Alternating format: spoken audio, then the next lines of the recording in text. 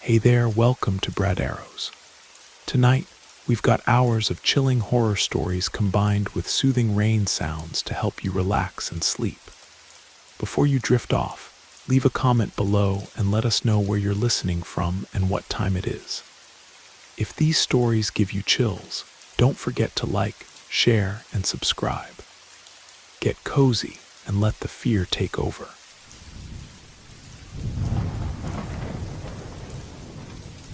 Earlier this year, I sat with my father during his final days in Mountain Valley Hospice, nestled in the quiet forests of Vermont.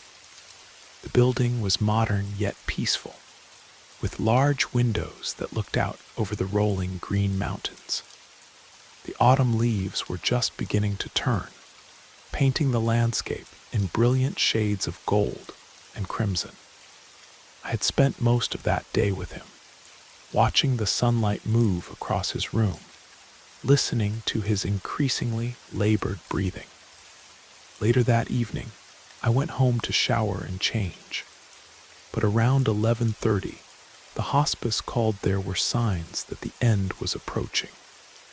My daughter Rebecca and I drove back through the misty night, the nearly full moon casting long shadows through the trees.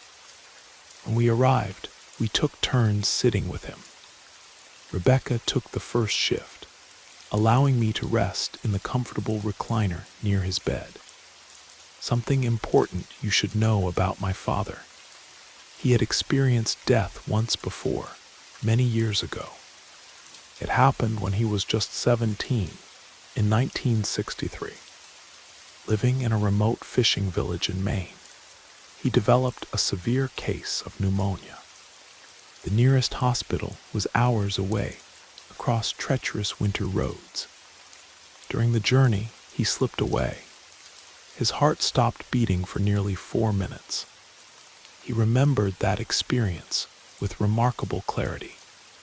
He described floating above his body, watching everything unfold in the small emergency room.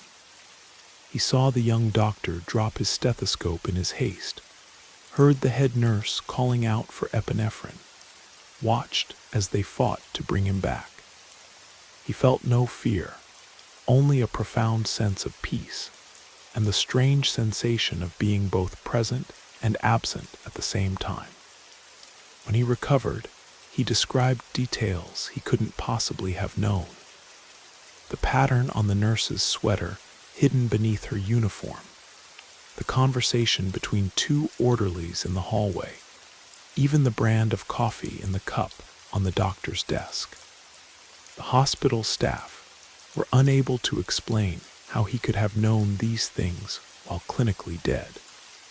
Now, 60 years later, around 1:15 in the morning, we switched places.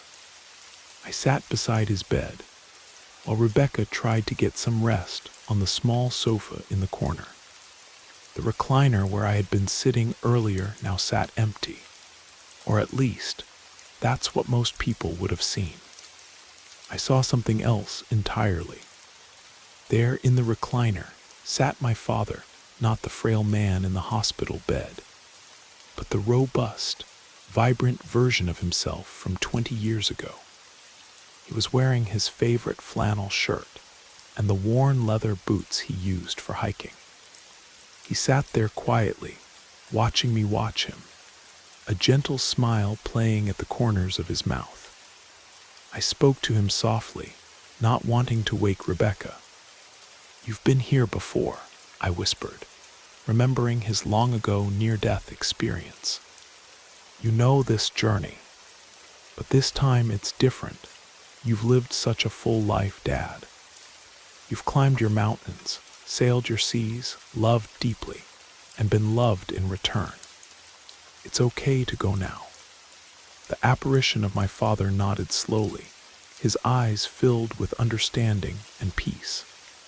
He seemed to be taking in everything: the room, his body in the bed, his granddaughter sleeping nearby, and me, his youngest daughter, sitting in the gathering dawn.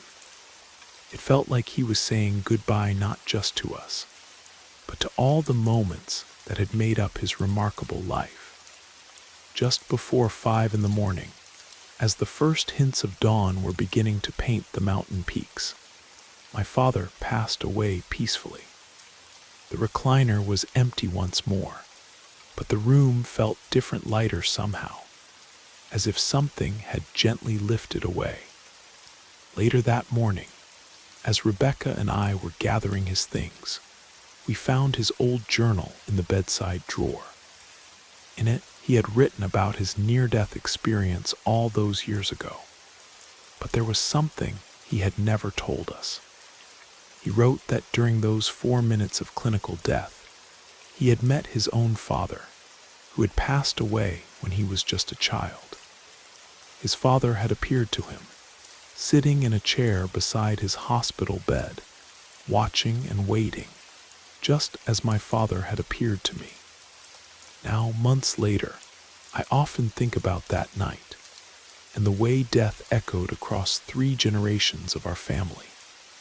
I think about how my father chose to appear to me in that recliner, creating a circle of experience that connected his past brush with death to his final journey. Sometimes, when I sit in my own living room as the sun sets behind the mountains, I swear I can feel him nearby, watching over me just as he did that night. The hospice staff later told me that many families report similar experiences, seeing their loved ones' spirits in the room before they pass, often appearing as younger, healthier versions of themselves. They believe it's part of the transition, a way for the dying to comfort those they're leaving behind, showing us that death is not an ending, but a transformation. I've kept the journal, and sometimes I read his account of his first encounter with death, alongside my own experience of his final moments.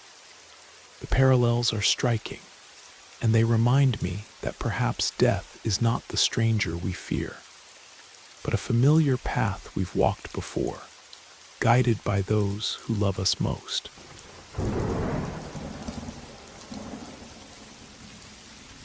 I work at Pine Grove Recovery Center, a rehabilitation facility nestled in the foothills of the Adirondack Mountains.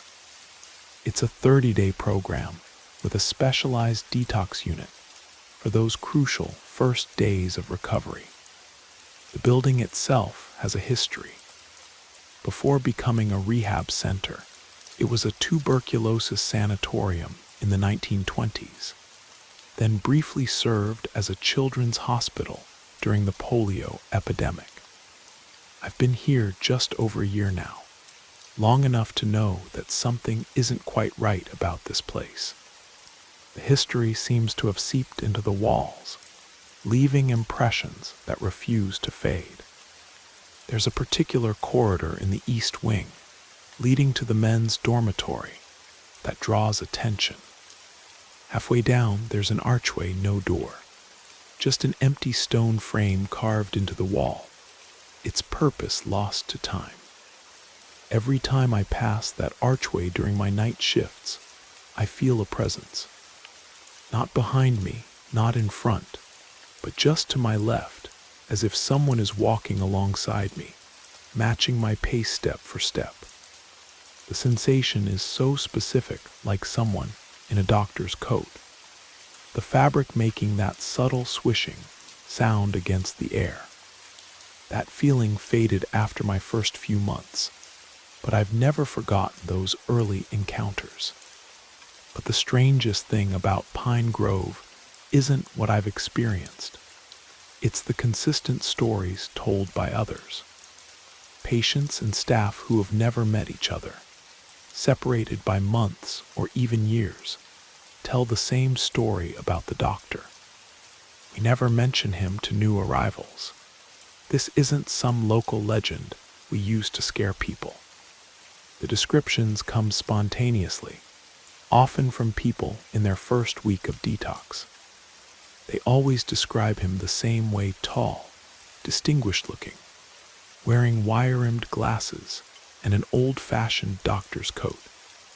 But it's the silver pocket watch that everyone mentions. They say he takes it out, checks the time, then looks at them with what they describe as infinite patience and understanding. I've never seen him fully, but I've caught glimpses.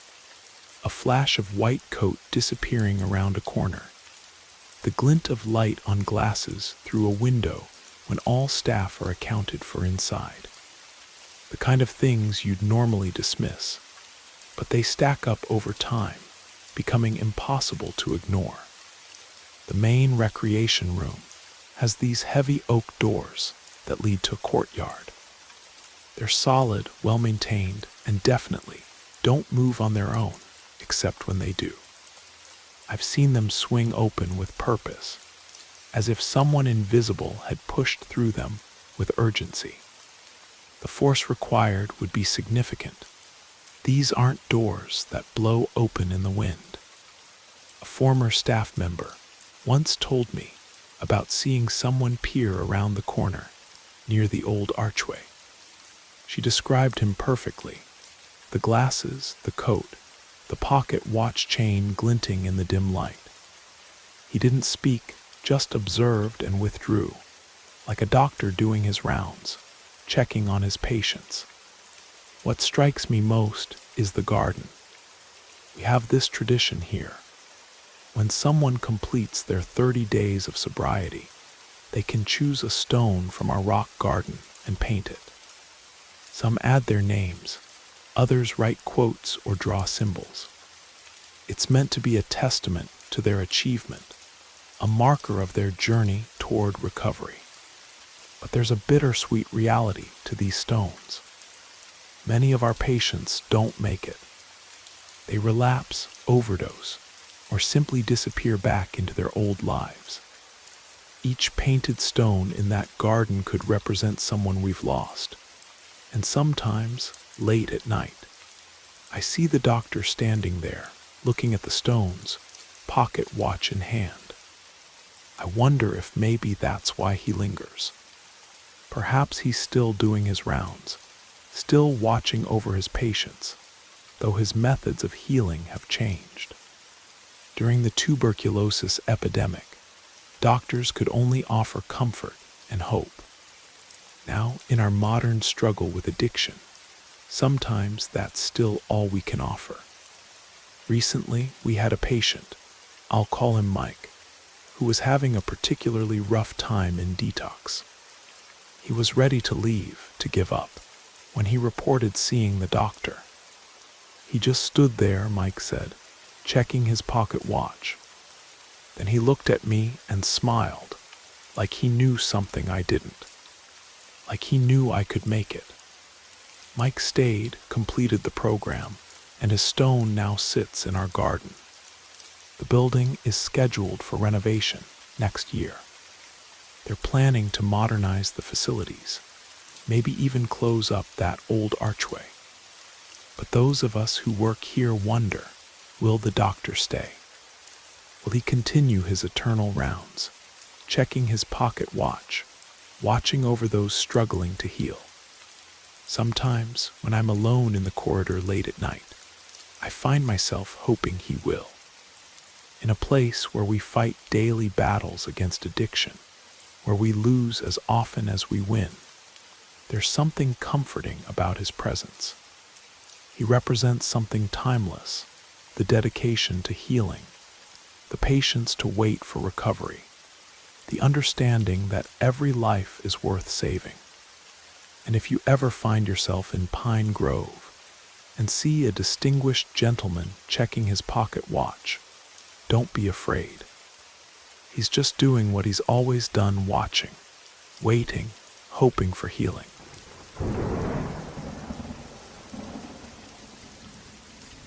When I first started working at Aurora General Hospital in northern Norway, I thought the biggest challenge would be the endless winter nights, or the isolation of being stationed in such a remote location.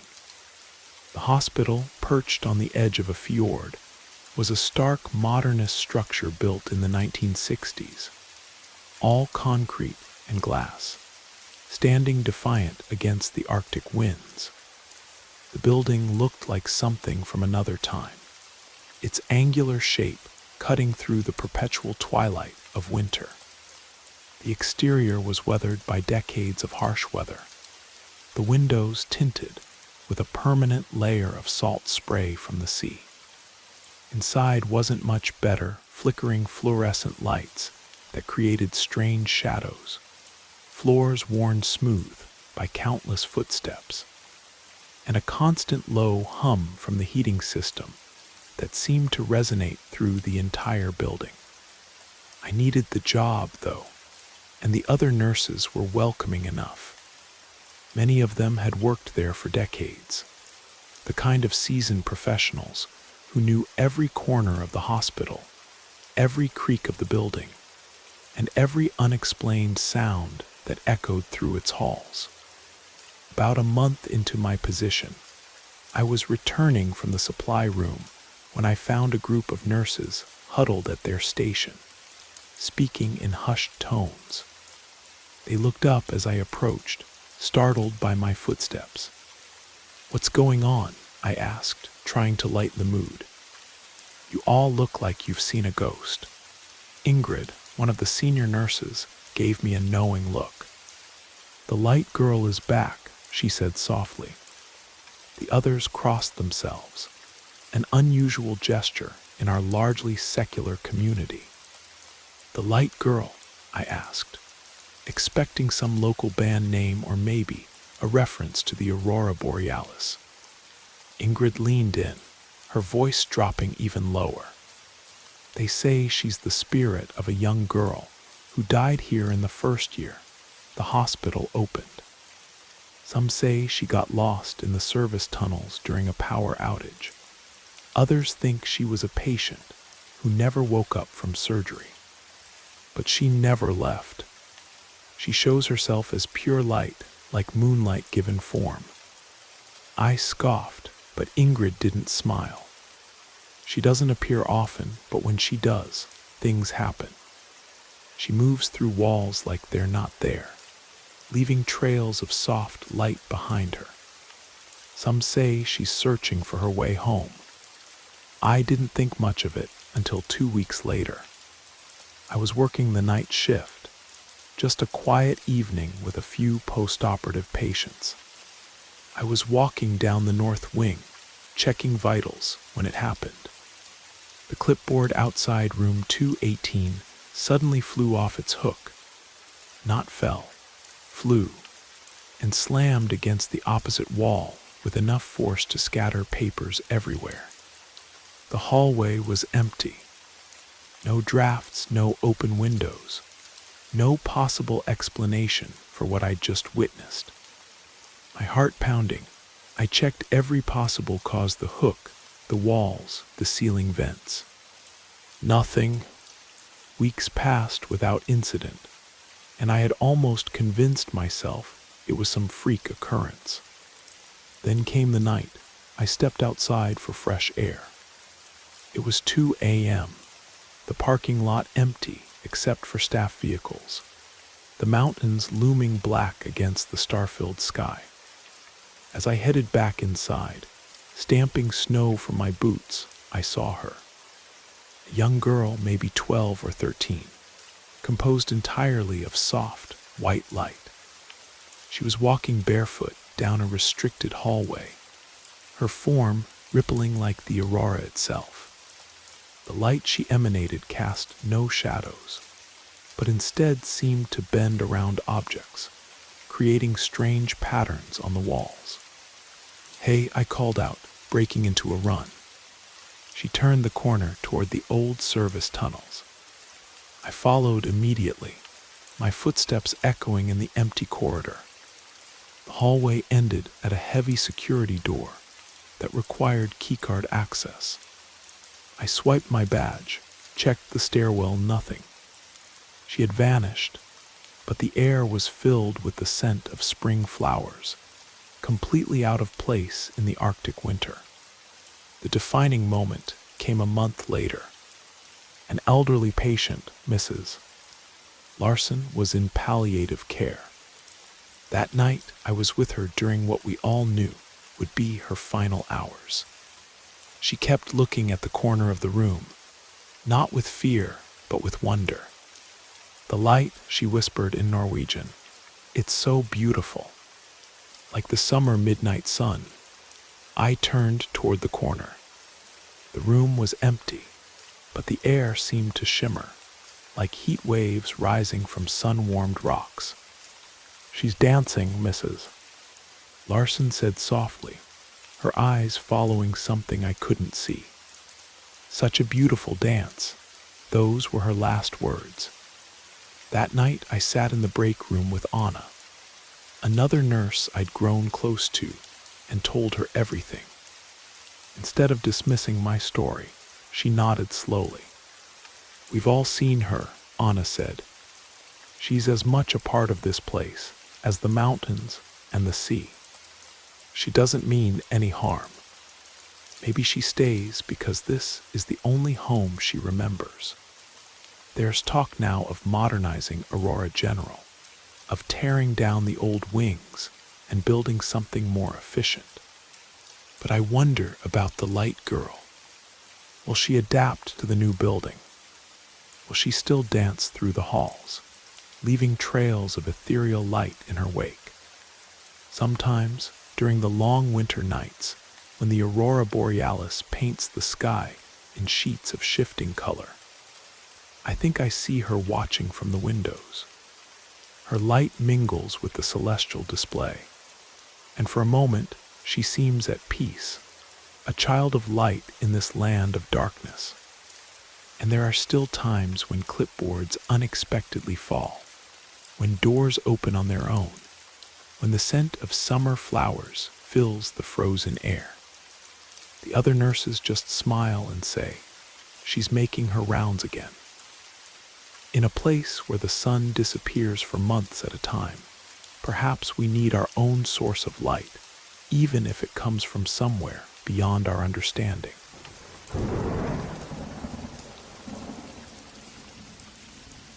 I had died twice after being struck by an avalanche while skiing in the Swiss Alps. My body was severely damaged, and while I was terrified for my life, my biggest fear wasn't the extent of my injuries. It was losing my prized collection of traditional Swiss watches that had been passed down through generations of my family. By some miracle, they had survived the impact, though they were buried in the snow alongside me. The Zurich University Hospital stood like a fortress against the snow-capped mountains. Its modern architecture a stark contrast to the historical old town below. In the intensive care unit, I lay trapped between life and death, my body broken, but my mind startlingly clear. The worst part wasn't the pain. It was the endless monotony of staring at the sterile white ceiling, unable to move, with only the rhythmic beeping of monitors for company. The ICU in 2023 didn't have entertainment systems, just white walls, medical equipment, and the constant reminder of how close death had come. The silence and isolation amplified every thought, every fear, until they seemed to echo off the walls themselves. One night around 3 a.m. when the ward was eerily quiet, a nurse entered my room. There was something different about her, a sense of timelessness in her movements, as if she existed slightly out of sync with the world around her. She carried an old wooden box, the kind my grandmother used to keep her sewing materials in. She told me she was going to clean and repair my watches, which had been damaged in the avalanche. Her presence was otherworldly, yet comforting, like someone who understood that these weren't just timepieces, but pieces of my family's history. The way she worked on them was mesmerizing, her hands moving with practiced precision that seemed to belong to another era. Her technique was remarkable, somehow managing to work on these delicate mechanisms without disturbing any of my medical equipment. We talked as she worked, and she told me stories about the golden age of Swiss watchmaking, speaking with the kind of intimate knowledge that only someone who had lived through that time could possess. I never caught her name, but I'll never forget her face, serene and ageless, with eyes that seemed to hold decades of wisdom. After she finished with the watches, she arranged them carefully on my bedside table, each one ticking in perfect synchronization, like a chorus of heartbeats. Several months later, when I had recovered enough to return to work at the hospital's administrative office, I tried to find her to express my gratitude. The watches she had restored were working flawlessly, keeping better time than they had in years. But no one knew who she was. I described her in detail, her distinctive appearance, her extraordinary skill with the watches, the wooden box she carried. But the ICU staff were baffled. I became obsessed with finding her. I got my friend Marcus involved. He worked security on the night shift and knew practically every employee. But even he came up empty. The nursing supervisors were equally puzzled, and they were particularly interested in finding this mysterious person who had accessed a patient's personal belongings without authorization. The mystery deepened when they checked the security footage from that night. The cameras showed my room, but there was no sign of any nurse entering with a wooden box. The watches simply appeared on my bedside table, restored to perfect condition, with no explanation of how they got there. Further investigation revealed something extraordinary. In the 1950s, there had been a nurse at Zurich University Hospital named Sister Adelheid, who was known for two things: her exceptional skill at repairing watches. She came from a family of watchmakers, and her dedication to preserving patients' personal belongings. She had worked in the hospital for over 40 years, often staying late into the night to repair items that patients had brought with them. Sister Adelheid had passed away in 1978, but her legacy lived on in hospital folklore.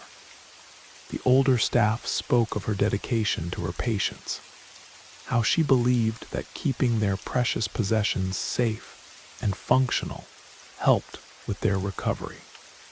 They said she had a special wooden box where she kept her watchmaking tools, a box that matched exactly the one I had seen. The most remarkable detail emerged when I found an old photograph of Sister Adelheid in the hospital archives.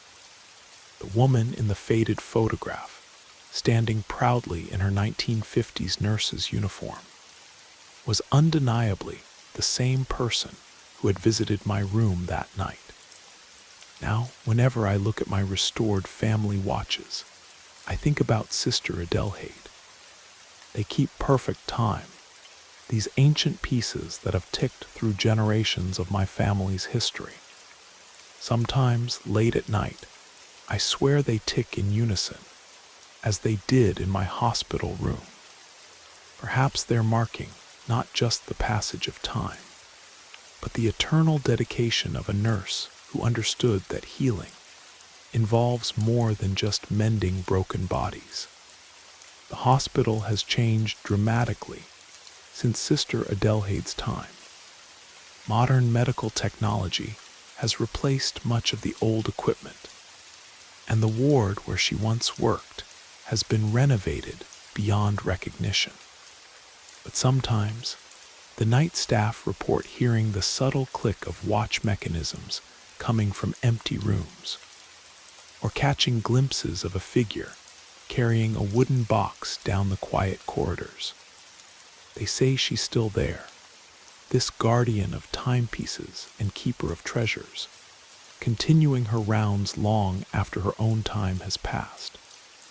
And if you find yourself in Zurich University Hospital with a broken watch or a precious keepsake, you might just receive a visit from a kind-faced nurse with skilled hands and a wooden box, ready to mend what's broken and preserve what's precious.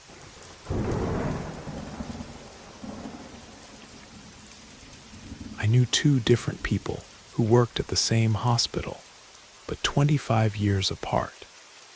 The hospital was St. Michael's in Quebec City, originally built in the late 1800s as a monastery, before being converted into a medical facility during World War I.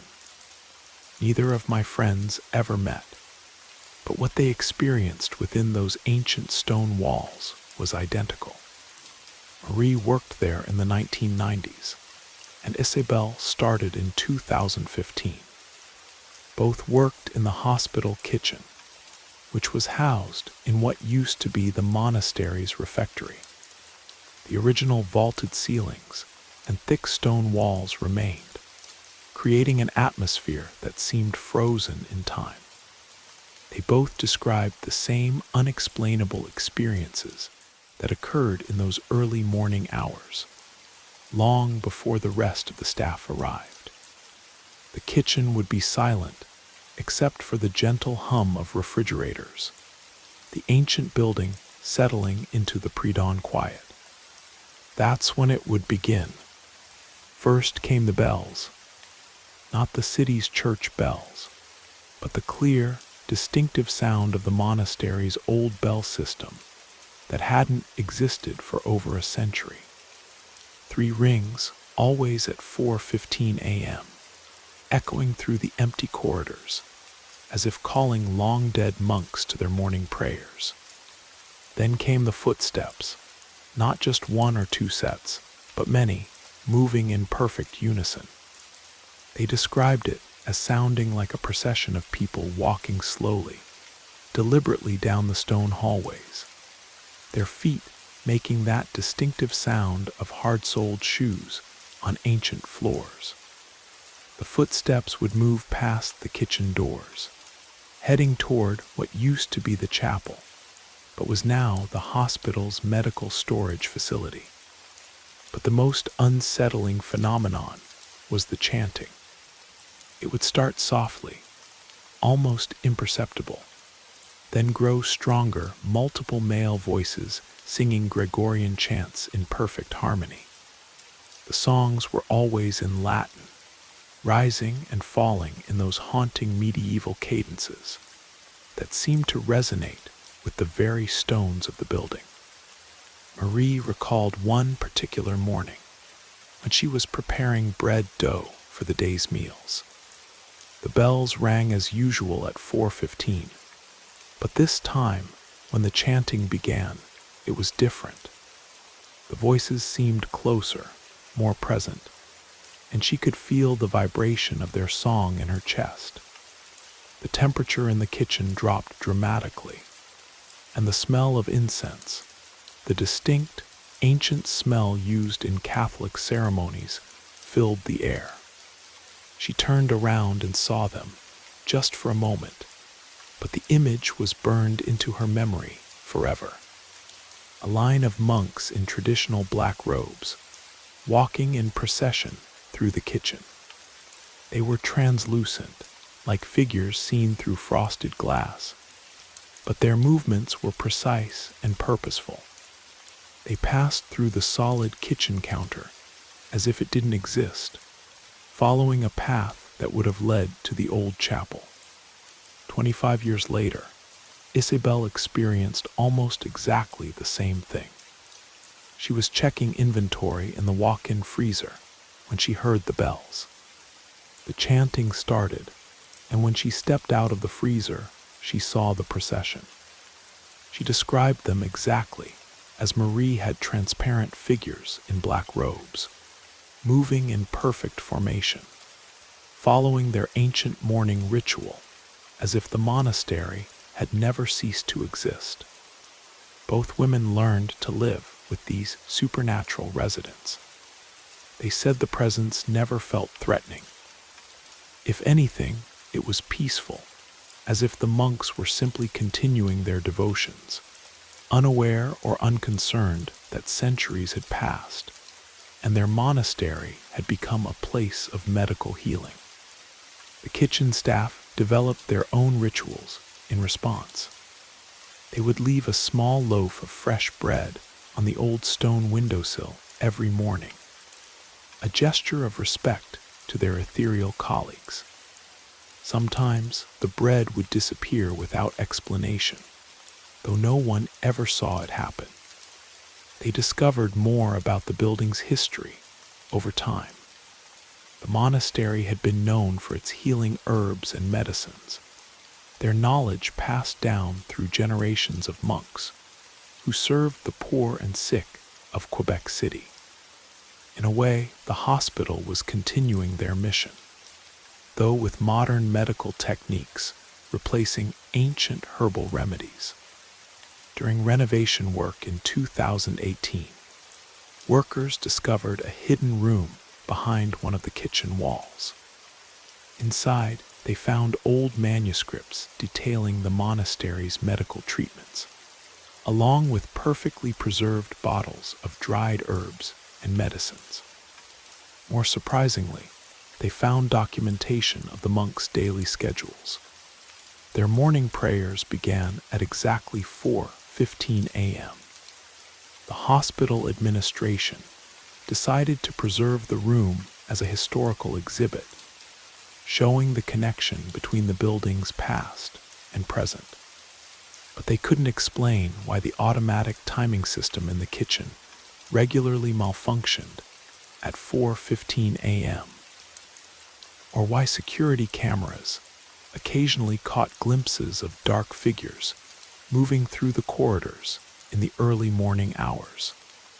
Today, St. Michael's is a fully modern medical facility with state-of-the-art equipment and the latest medical technologies. But in those quiet hours before dawn, when the modern world seems far away, you might still hear the phantom bells calling long-dead monks to prayer. The Gregorian chants still echo through the ancient stones, and the procession still makes its eternal journey through the kitchen to a chapel that no longer exists. New kitchen staff are casually warned about the morning shift guests, and the tradition of leaving fresh bread continues. Some say it's just hospital folklore, a story passed down through generations of workers. But those who have witnessed the monks' procession, who have heard their sacred songs echoing through time itself, know different. They understand that in some places, the veil between past and present, between the physical and spiritual worlds, grows thin enough for ancient devotions to continue their endless cycle.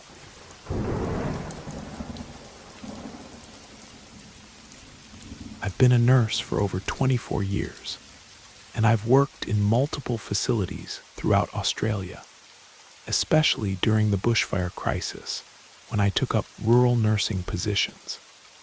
I've witnessed the full spectrum of human experience: birth, death, healing, and suffering. Most hospitals I've worked in have had their share of unexplained events, but there's one place that stands apart from all others: Royal Perth Hospital's Old Wing. I spent 7 years there, and in that time, I experienced more inexplicable phenomena than in all my other positions combined. The building itself seemed to pulse with something ancient and heavy, like the red dirt of the outback had seeped into its foundation and brought with it centuries of Aboriginal Dreamtime spirits. The old wing dated back to the Gold Rush era, its Victorian architecture a testament to colonial ambitions. But the land it stood on was far older, and sometimes, especially during the quiet hours of night shift, you could feel that age pressing down on you like a physical weight. Cardiac monitors would activate themselves in empty rooms, their alarms piercing the silence without any patients attached. More disturbing were the indigenous songs that would echo through the halls, traditional ceremonial chants that seemed to come from everywhere and nowhere at once. Patients would describe visions of tribal elders in traditional dress, standing at the foot of their beds, their eyes holding centuries of wisdom. There was one particular floor, the fourth, that even the most hardened staff avoided when possible. The indigenous staff members called it the dreaming floor, because the barrier between our world and the spirit world seemed thinnest there. I remember working a shift there during a severe thunderstorm. The power had failed, and in the emergency lighting, I saw something that still haunts me, a procession of Aboriginal spirits, their bodies painted in traditional ceremonial patterns, moving through the walls as if they were smoke. The building itself seemed to react to the seasons and to significant events in ways that defied explanation. During Sorry Day, when Australia acknowledges the mistreatment of Aboriginal peoples, the entire wing would feel heavier, more oppressive. The air would become thick with the smell of burning eucalyptus, and the sound of distant didgeridoos would echo through the stairwells.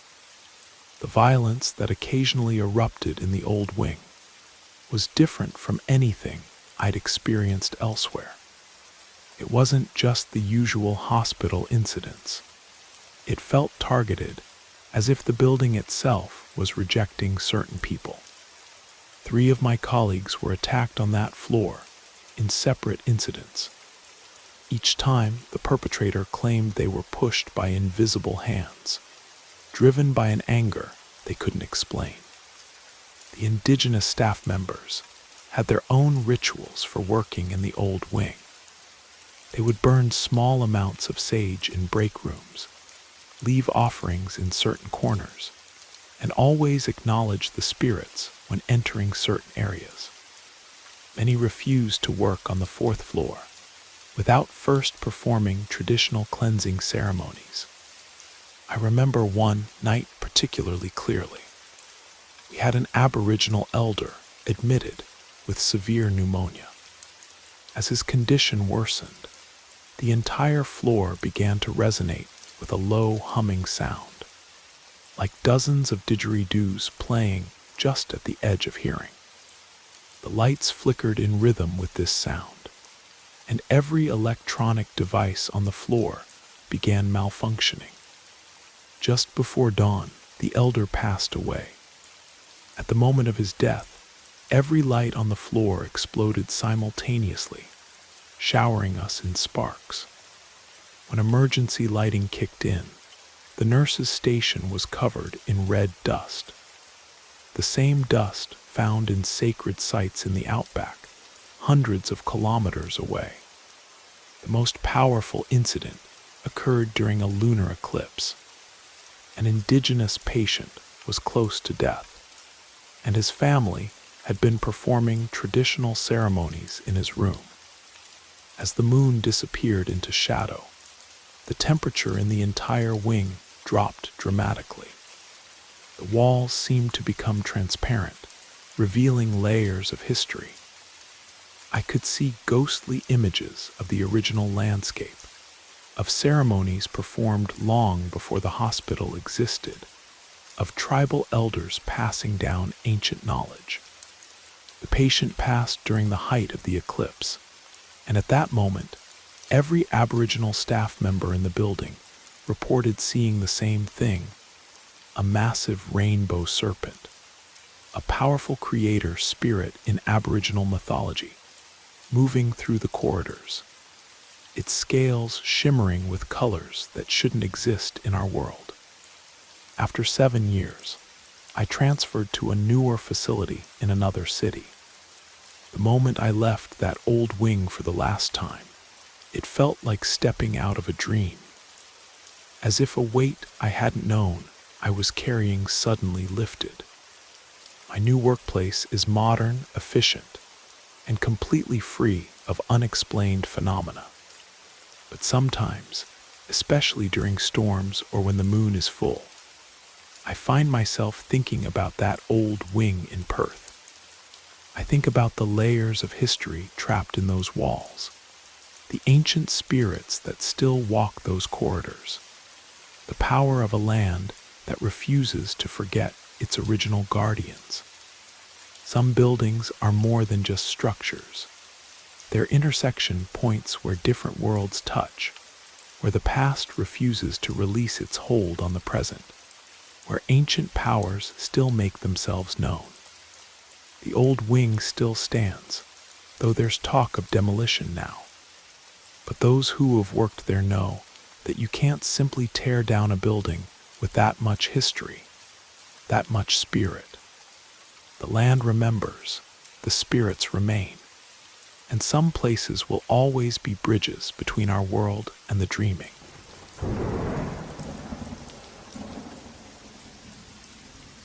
Last month, during the depths of a Stockholm winter, I was hospitalized with a severe infection in my left lung. The darkness of the Swedish winter made everything feel more intense, more isolating. After 3 days of observation in Karolinska University Hospital, the doctors told me I needed immediate surgery to remove the infected tissue.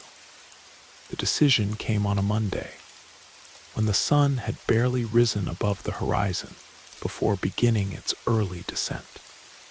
I remember lying in the observation room, sharing space with an elderly woman who seemed to drift between sleep and wakefulness, her breath creating small clouds in the oddly cold air. The fluorescent lights buzzed overhead, casting strange shadows that seemed to move of their own accord. When they took my roommate for her daily physiotherapy, I found myself alone in that sterile space. The silence pressed in around me, broken only by the steady drip of my IV and the distant murmur of hospital activity. The walls felt like they were closing in, and anxiety began to creep through my veins like ice water. I'm not a religious person. I'd left behind the Lutheran traditions of my childhood years ago. But lying there, feeling small and vulnerable in that vast hospital complex, I found myself whispering words that weren't quite prayers, but more like questions cast into the void. I wasn't asking for anything specific, just seeking some kind of connection, some sense that I wasn't entirely alone. As I stared at the ceiling, watching shadows shift and dance, I noticed something moving at the edge of my vision. At first, I thought it was just another trick of the dim winter light. But no, there was definitely something there. Or rather, someone. Standing at the far side of my bed was a figure unlike anything I'd ever seen. It wasn't human, not exactly, but it held a human-like form. Its edges were blurred, as if it was trying to exist in our world but couldn't quite manage it. The entity seemed to be composed of the same stuff as the northern lights, shifting, flowing patterns of light and color that shouldn't exist indoors. The being didn't speak. It didn't need to. Its presence filled the room with a sensation I can only describe as ancient wisdom. It was as if all the knowledge of the long Nordic winters, of countless lives and deaths in this very hospital, had coalesced into this single form. The air grew thick with the smell of pine forests and snow, completely out of place in the sterile hospital environment. I found myself nodding, acknowledging its presence. In response, the figure seemed to pulse with soft light, like a star seen through layers of atmosphere. That moment stretched on, The entity and I locked in a silent communion that transcended language.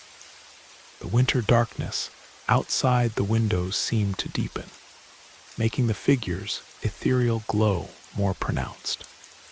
Then, as quietly as it had appeared, it was gone.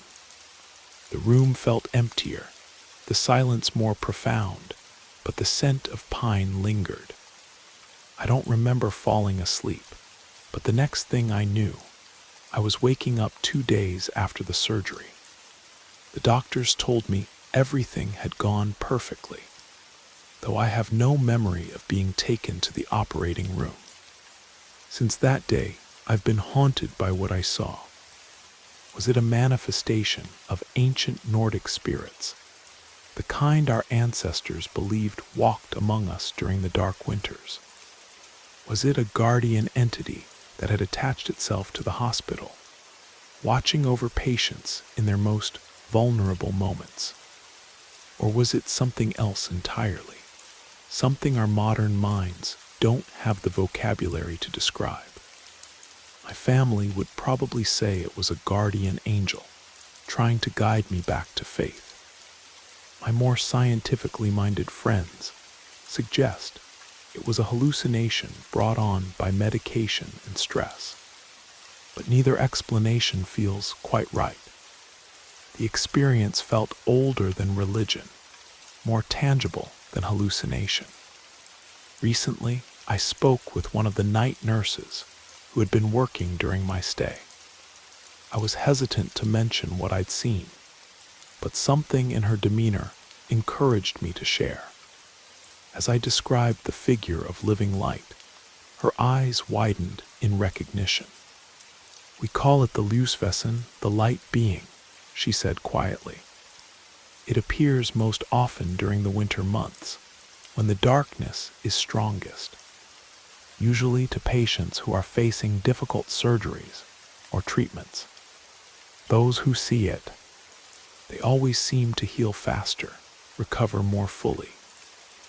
She went on to tell me about other sightings, how the entity seems drawn to those who are alone, afraid, in need of comfort that modern medicine can't provide. Some patients report seeing it as a figure of pure starlight, others as a shape carved from the northern lights themselves. But all describe the same sense of ancient wisdom, the same smell of pine forests, the same feeling of connection to something vast and timeless.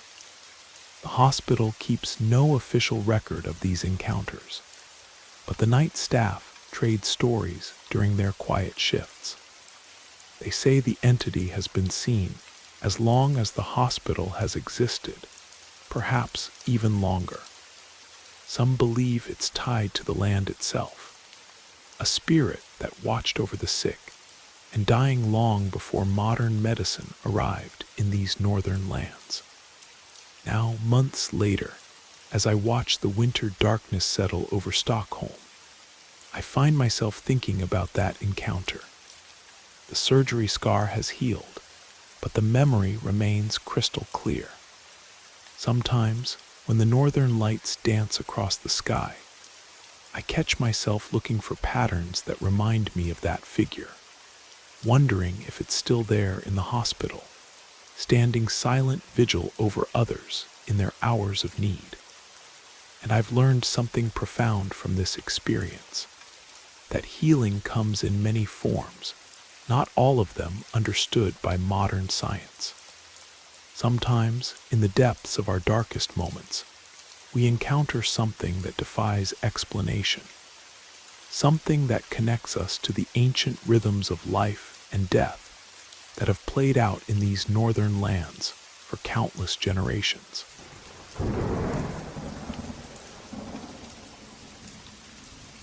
I'm not employed in healthcare, but for a while, the old Royal Victoria Hospital in Edinburgh became my second home.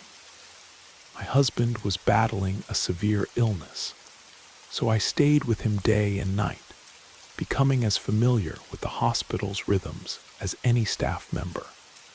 The building was a magnificent example of Scottish baronial architecture. all towering spires and weathered sandstone that seemed to glow red in the setting sun. One night around 2 a.m., my husband was finally feeling hungry after days of poor appetite. I hadn't eaten either, so I offered to get us something from the vending machines in the basement.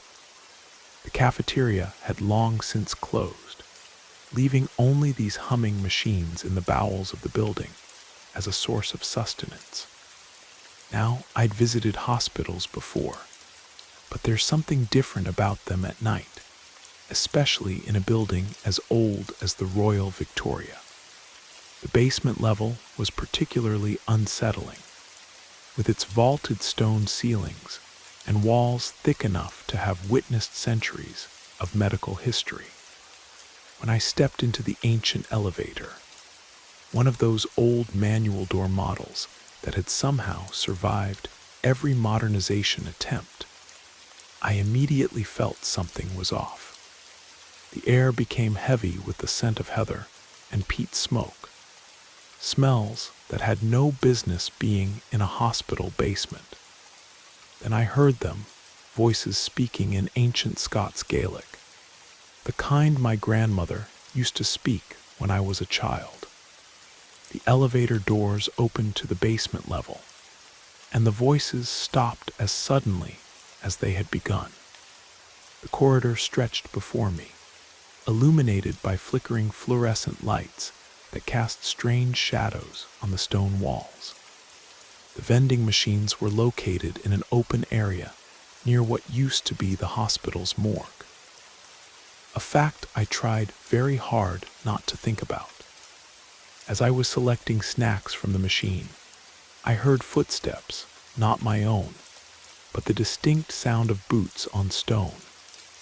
I felt relief at first, thinking another person was down here. But then I realized I hadn't heard the elevator or the heavy security door that served as the only other entrance to this level. The footsteps continued, growing closer, accompanied by the soft swish of what sounded like wool clothing. Then came the voices again, multiple people speaking in Gaelic.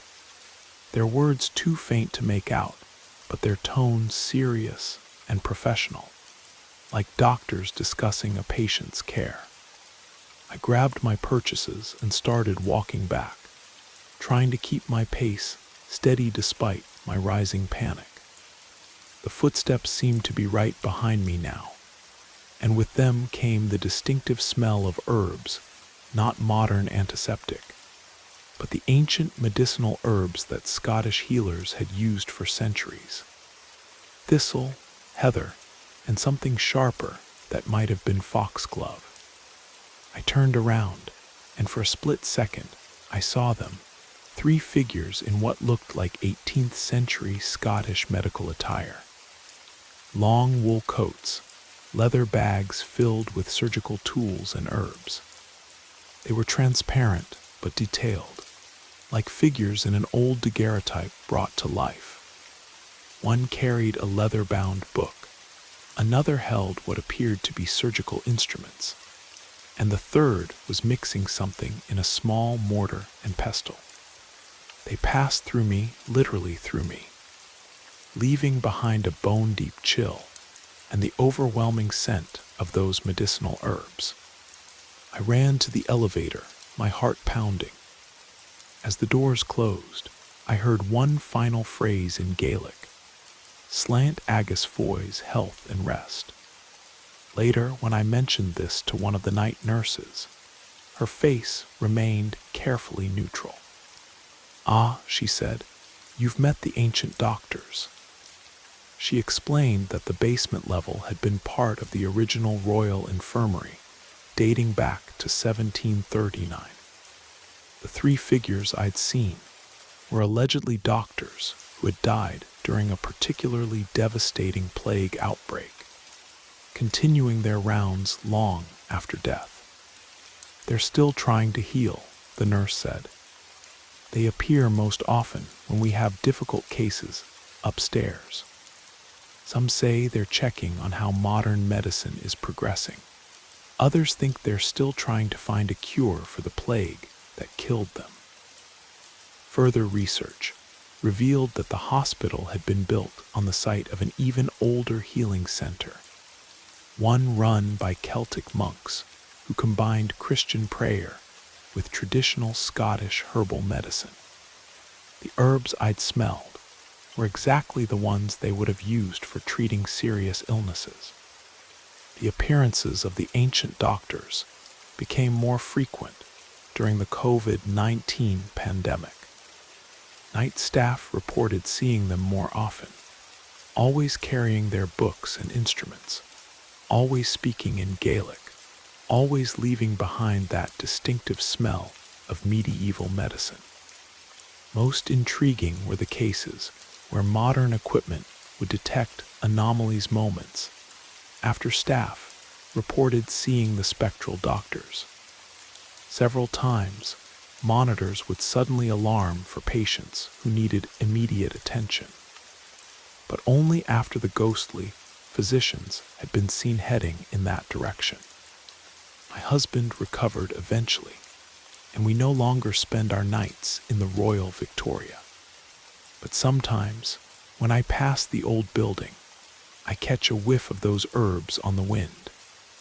The ancient doctors are still there, making their eternal rounds, bridging the gap between modern medicine and ancient healing arts. They say that in the oldest hospitals, the line between past and present becomes thin, allowing different eras of medical knowledge to blend and flow together. Perhaps that's what I encountered in that basement, not just ghosts, but the very spirit of healing itself, taking the form of those dedicated physicians who refused to let death stop them from caring for the sick. And if you ever find yourself in the basement of the Royal Victoria late at night, and smell herbs that shouldn't be there, or hear Gaelic voices discussing medical matters, don't be afraid. The ancient doctors are just making their rounds, as they have for centuries, as they probably will for centuries to come.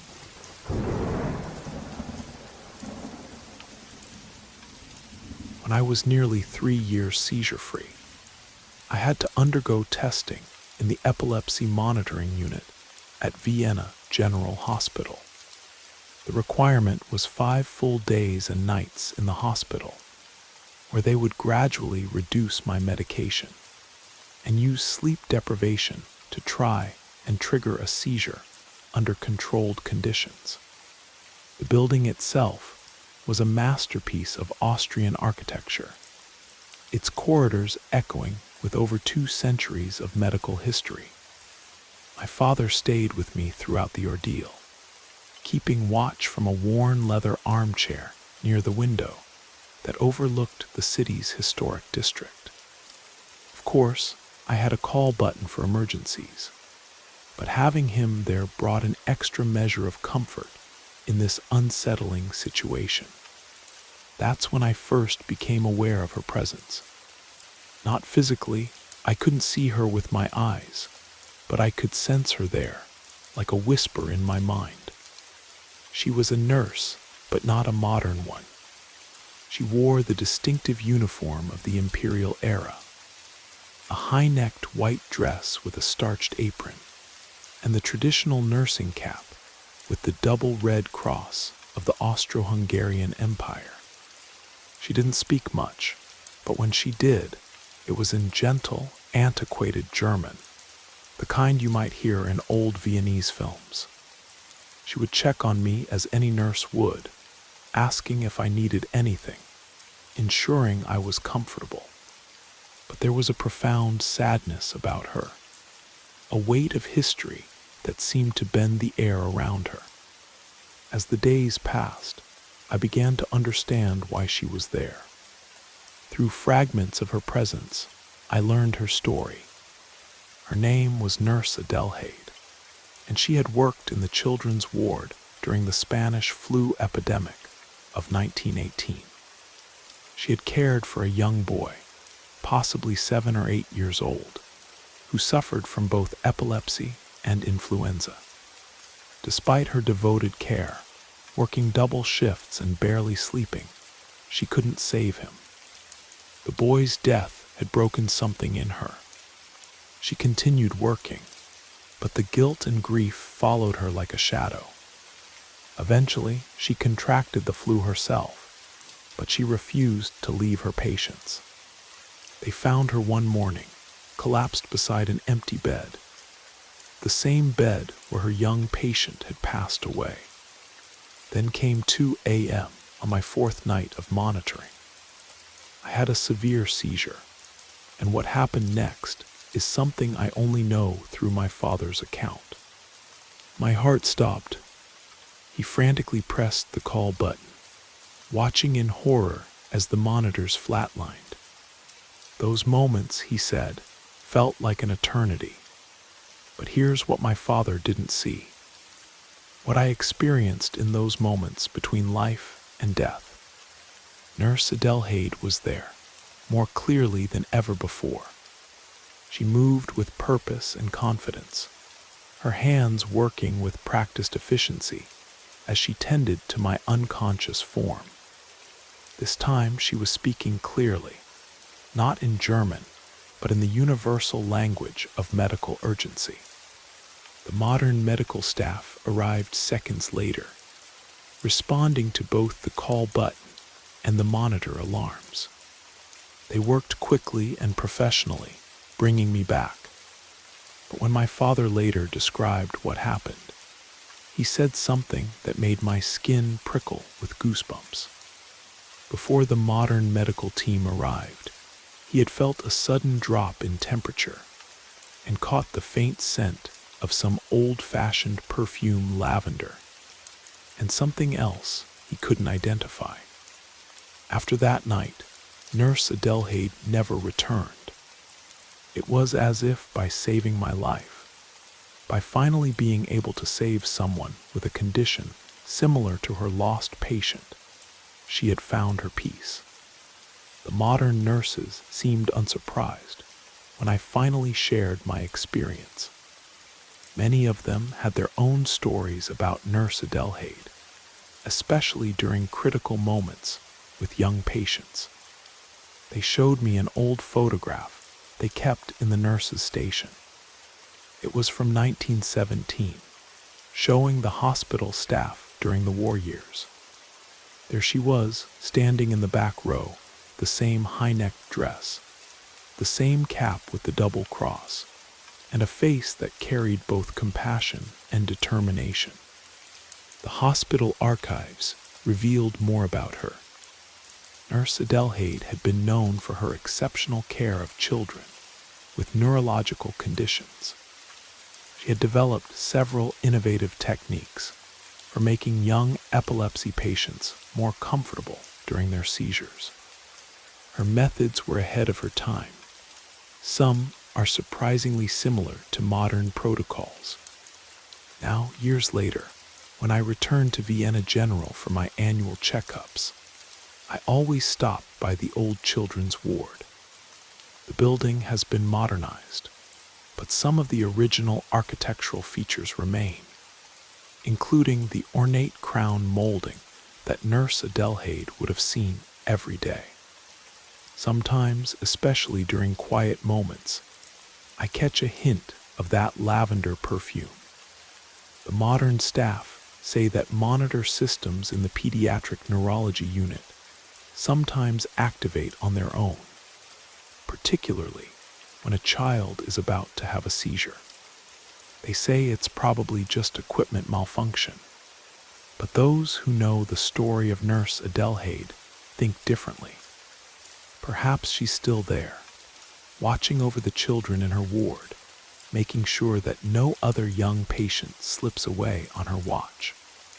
And while the hospital has changed dramatically since her time, with modern machines replacing the simple tools she once used, her dedication to healing continues to echo through the corridors of Vienna General. They say that some nurses never really leave their patients, that their commitment to healing transcends even death itself. In Nurse Adelhaide's case, I believe this to be true. She may have failed to save one child during the Spanish flu, but in saving me, she found her redemption, turning her eternal vigil into a force for healing rather than a manifestation of guilt.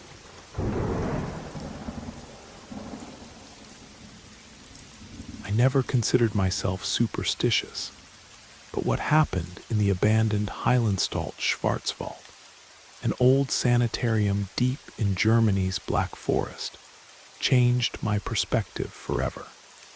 The building had stood empty since the 1970s, its dark windows staring out through the dense pine trees like hollow eyes.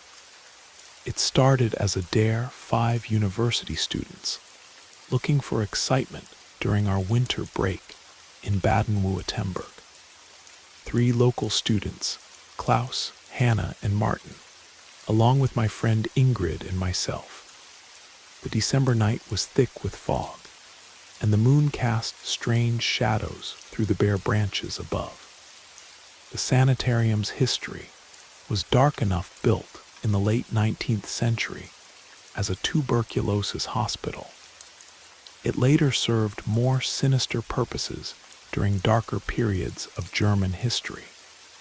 Local legends spoke of experiments, of patients who disappeared without trace, of screams echoing through the forest at night.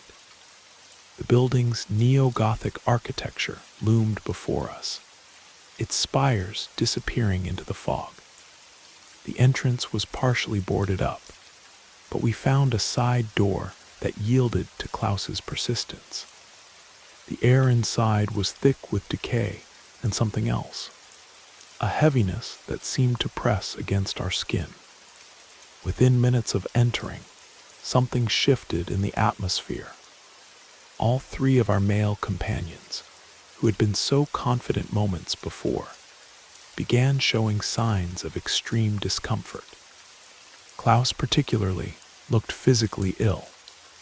They described feeling an overwhelming sense of dread, as if something was watching them with malevolent intent. Strangely, Ingrid and I felt nothing of the sort.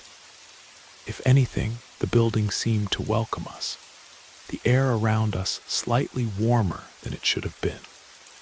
The boys quickly decided to wait outside, leaving us to explore with our flashlights and camera equipment. 20 minutes into our exploration, we found the former therapy room. Medical equipment from different eras lay scattered about, covered in decades of dust. In the center stood a large brass therapy chair, its leather straps still intact. The moonlight filtering through the broken windows cast strange patterns across its surface. That's when Ingrid suggested using the Ouija board she'd brought. I'd always considered such things toys, but something about this place made me hesitate. Still, we set it up on a nearby table, our flashlights creating a makeshift circle of light. At first, nothing happened. Then the planchette began to move slowly at first, then with increasing confidence. What followed was unlike any Ouija session I'd ever heard of. The entity didn't spell out words in German or English. Instead, it moved in patterns, creating the same sequence of letters over and over. KPTZ, HLNW, MRST. The temperature in the room dropped dramatically. Our flashlight beams began to dim, though we'd just changed the batteries. Through the windows, we could see our breath-forming clouds in the increasingly cold air.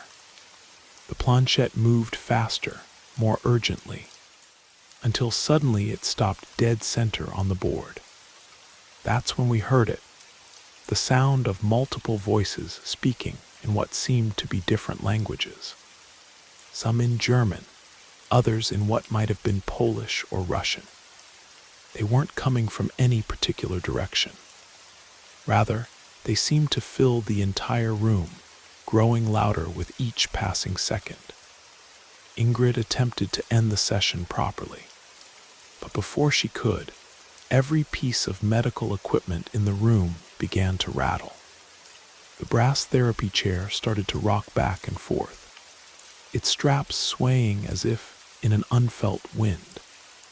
The voices grew louder, more insistent, and now we could make out words, numbers, medical terms, fragments of conversations about procedures and patients. We grabbed our equipment and ran. As we fled down the corridor, doors began slamming behind us, the voices following our every step. The air grew colder, and the smell of antiseptic decades old, but suddenly fresh, filled our nostrils. Just before we reached the exit, something knocked the camera from my hands. When we recovered it later, the lens was cracked in a pattern that matched the letter sequence from the Ouija board. Outside, we found the boys huddled together, pale and shaking.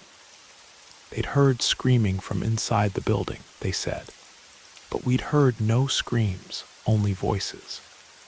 Later research revealed something chilling. The letter sequence we'd received, KPTZ HLNW MRSD, matched the filing system used in the hospital's basement archives, where records of the most controversial procedures had been kept. But the story doesn't end there. Within months, everything in our lives began to unravel. Martin developed unexpected health problems. Hannah started experiencing vivid nightmares about medical procedures. Klaus began hearing voices, speaking in old German medical terminology. Ingrid was hit hardest. She became obsessed with the sanitarium's history, spending days in archives researching its past. She discovered that the therapy room we'd used had been the site of numerous experimental treatments. The brass chair we'd seen had been used for procedures that would be considered torture by today's standards. Her research led her to find lists of patient names, dates, and procedure codes that matched the pattern we'd seen on the Ouija board. But the deeper she dug, the more erratic her behavior became. She started speaking in her sleep, in voices that weren't her own, reciting medical procedures in perfect technical German, though she'd never studied medicine. 5 months after our visit, we all received the same message from her, a string of numbers that, when decoded using the sanitarium's filing system, spelled out "Forgive US." She disappeared that night. They found her camera in the sanitarium's therapy room, the lens cracked in that same distinctive pattern. The police investigation revealed nothing, but the local authorities finally sealed the building completely. They said it was for structural reasons, but those of us who were there that night know different. Sometimes, when I drive through the Black Forest, I catch glimpses of the sanitarium through the trees. The windows seem to watch me pass, and I swear I can hear distant voices speaking in that old medical German, still seeking forgiveness for sins committed long ago. The Ouija board was never found, but sometimes, late at night, I see those letters in my dreams, KPTZ HLNW MRSD, and wake to the smell of ancient antiseptic and the sound of rattling medical equipment. Whatever we awakened in that place is still active, still reaching out, still trying to tell its story through anyone who will listen.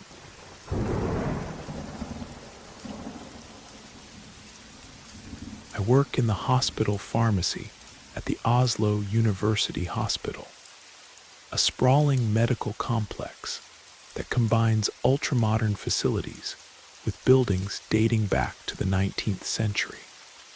The pharmacy itself is housed in what used to be the original hospital's apothecary, complete with its old wooden cabinets, and brass fittings that we've preserved alongside our modern equipment. There's always been a presence here, lingering around the ancient cabinets where herbs and medicines were once stored. Most people don't sense it, but those of us who spend our nights preparing medications know we're not alone. Something or someone moves through our space, watching our work with what feels like professional interest. The presence never manifests as anything particularly dramatic. It's subtle, a gentle shift in the air pressure, the faint scent of old herbs that haven't been stored here for decades, or the soft sound of glass bottles clinking together when no one's near them. But it's constant, like having an invisible colleague working alongside you. The most memorable encounter happened during my night shift last winter.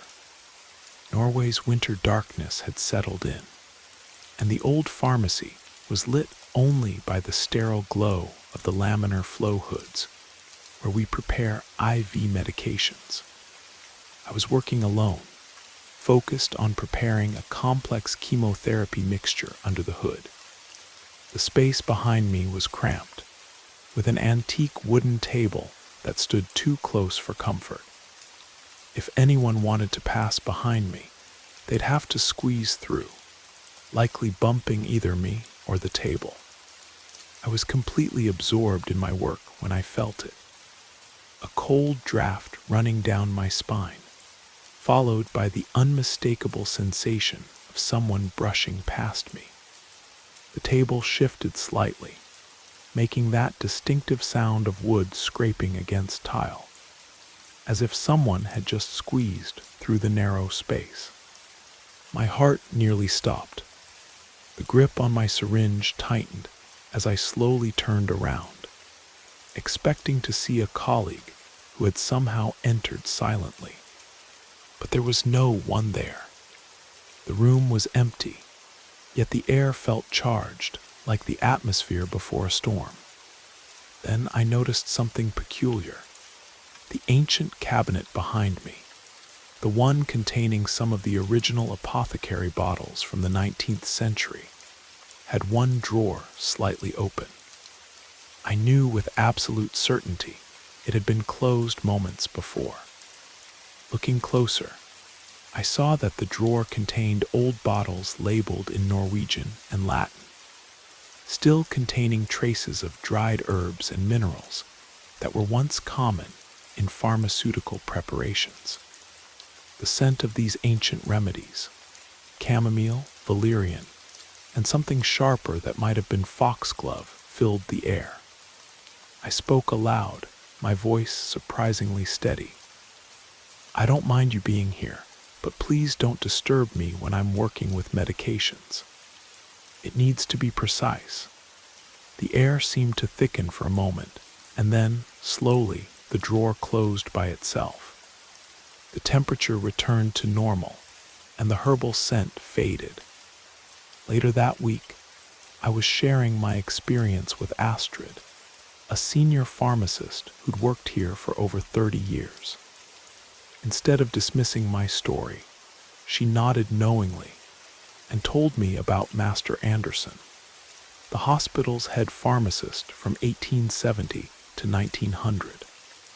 He was known for his meticulous nature and his extensive knowledge of herbal medicine. According to hospital records, Anderson had worked in this very room, preparing medications until the day he died. He was found one morning, slumped over his work table, having apparently spent the night trying to prepare enough medicine for a sudden influx of influenza patients. What's particularly interesting is that other pharmacy staff have reported similar experiences over the years. Sometimes when we're preparing particularly complex medications, bottles or tools we need will seemingly appear on our workstations, moved from their usual storage places. During busy nights, the ancient cabinets often creak and shift, as if someone is searching through them. The most remarkable incident occurred during a power outage last year. The backup generators had failed, leaving us in complete darkness with several critical medications that needed to be prepared. As we scrambled to find emergency lighting, every single one of the old oil lamps that decorated the pharmacy, none of which had been used in over a century, suddenly lit themselves, providing just enough light for us to complete our work. Modern equipment acts strangely too. Sometimes the laminar flow hoods will turn on by themselves, but only when they're actually needed. The electronic inventory system occasionally updates itself, correcting errors that could have led to serious mistakes. It's as if our ghostly colleague is still performing his duties, adapting to new technology while maintaining his exacting standards. We've come to accept this supernatural presence as part of our workplace.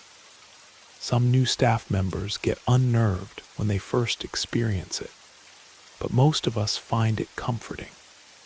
There's something reassuring about having a Victorian-era pharmacist checking our work, bringing centuries of pharmaceutical knowledge to bear on modern medicine. Now, when I work late nights in the pharmacy, I sometimes talk to Master Anderson. I explain what I'm preparing, the modern techniques we use, the new medications we've developed. The air grows warmer when I do this, and the old cabinets creak appreciatively. I like to think he's pleased to see how his beloved profession has evolved, while still maintaining the precision and care he valued so much. Sometimes, when I'm double-checking particularly crucial medications, I feel a slight pressure on my shoulder, like someone gently reminding me to take my time and be thorough. In those moments, I'm grateful for our invisible colleague, this dedicated pharmacist who continues his work long after his own time has passed.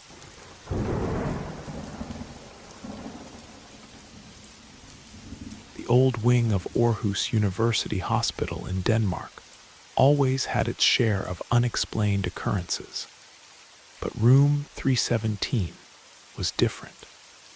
As a resident physician in neurology, I'd grown accustomed to the usual oddities of an aging hospital. The creaking pipes, the flickering lights, the occasional inexplicable cold spot. But what happened in that room during the long Danish winter nights defied all medical and logical explanation. It started with the monitors. Every night at exactly 3:17 a.m., the vital signs monitor would briefly display numbers that made no medical sense, heart rates of exactly 317 beats per minute, blood pressure readings that would be impossible in a living person. The strange readings would last exactly 17 seconds before returning to normal. At first, we assumed it was an equipment malfunction. We replaced the monitors, checked the electrical systems, even had specialists examine the devices. Everything tested normal, yet the phenomenon persisted. What made it more puzzling was that it only happened when certain patients occupied the room.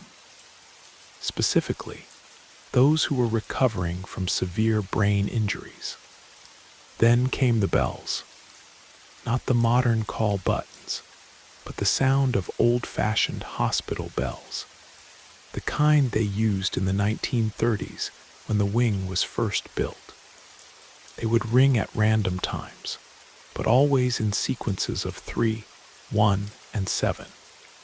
The maintenance staff could never find the source of the sound, and the old bell system had been removed decades ago. The defining moment came during my night shift in the depths of winter. A patient named Magnus Larsson occupied room 317. He had suffered a devastating brain injury in a boating accident and had been in a coma for 17 days. His prognosis was poor, and we had been preparing his family for the worst.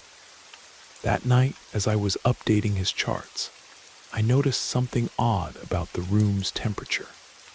Despite the heating system working perfectly, my breath was visible in the air. The temperature drop was localized to one specific corner of the room, where an old wooden chair stood empty.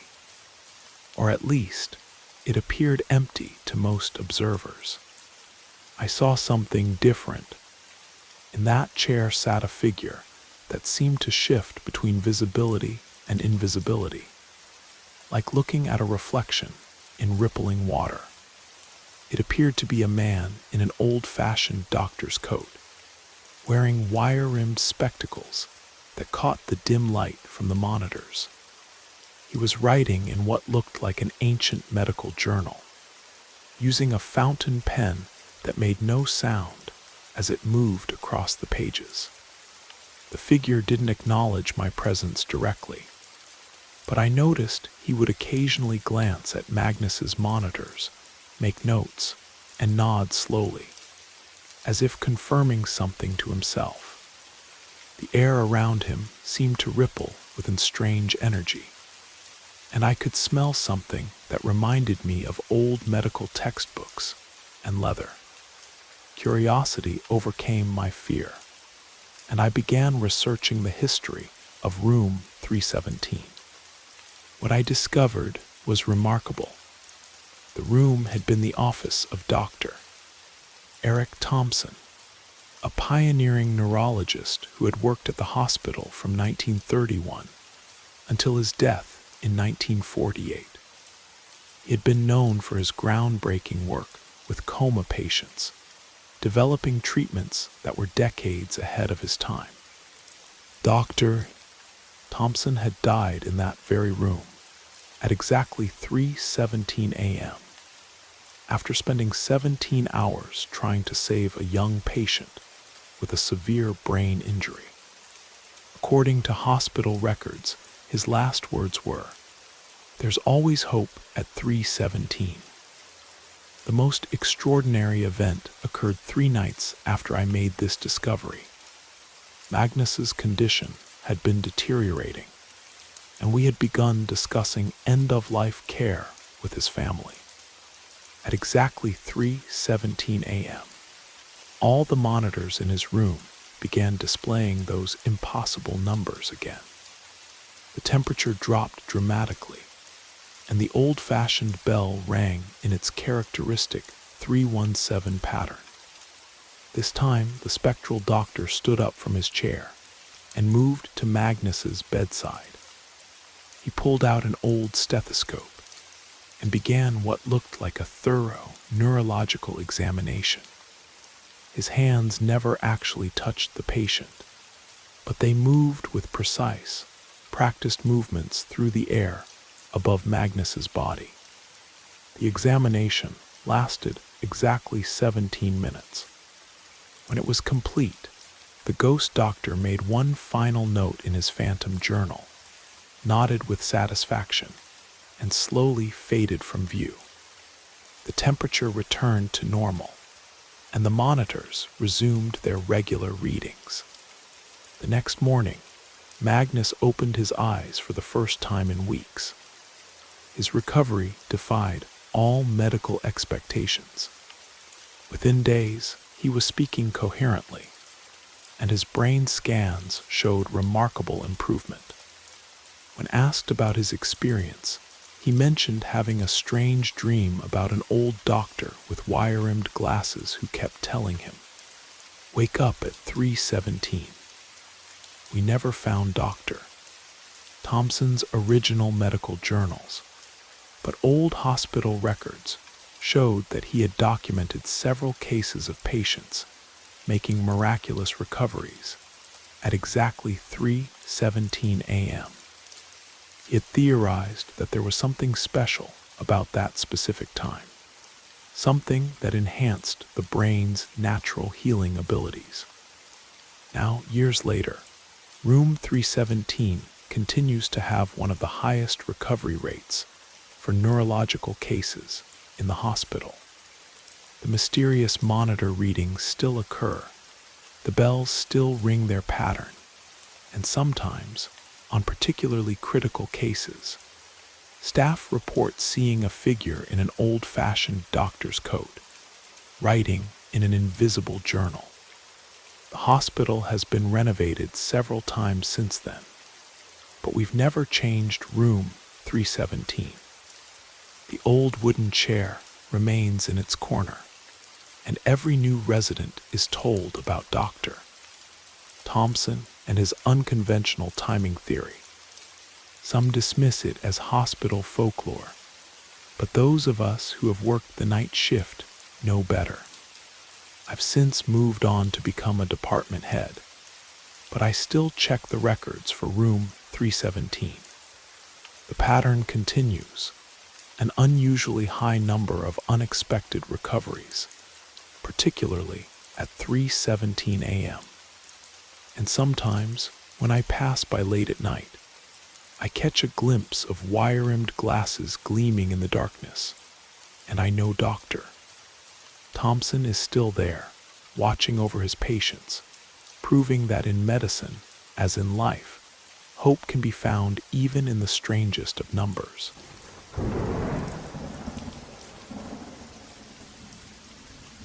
I never expected my stay in the intensive care unit at Helsinki University Hospital to change my understanding of reality. But some experiences transcend our normal perceptions of what's possible.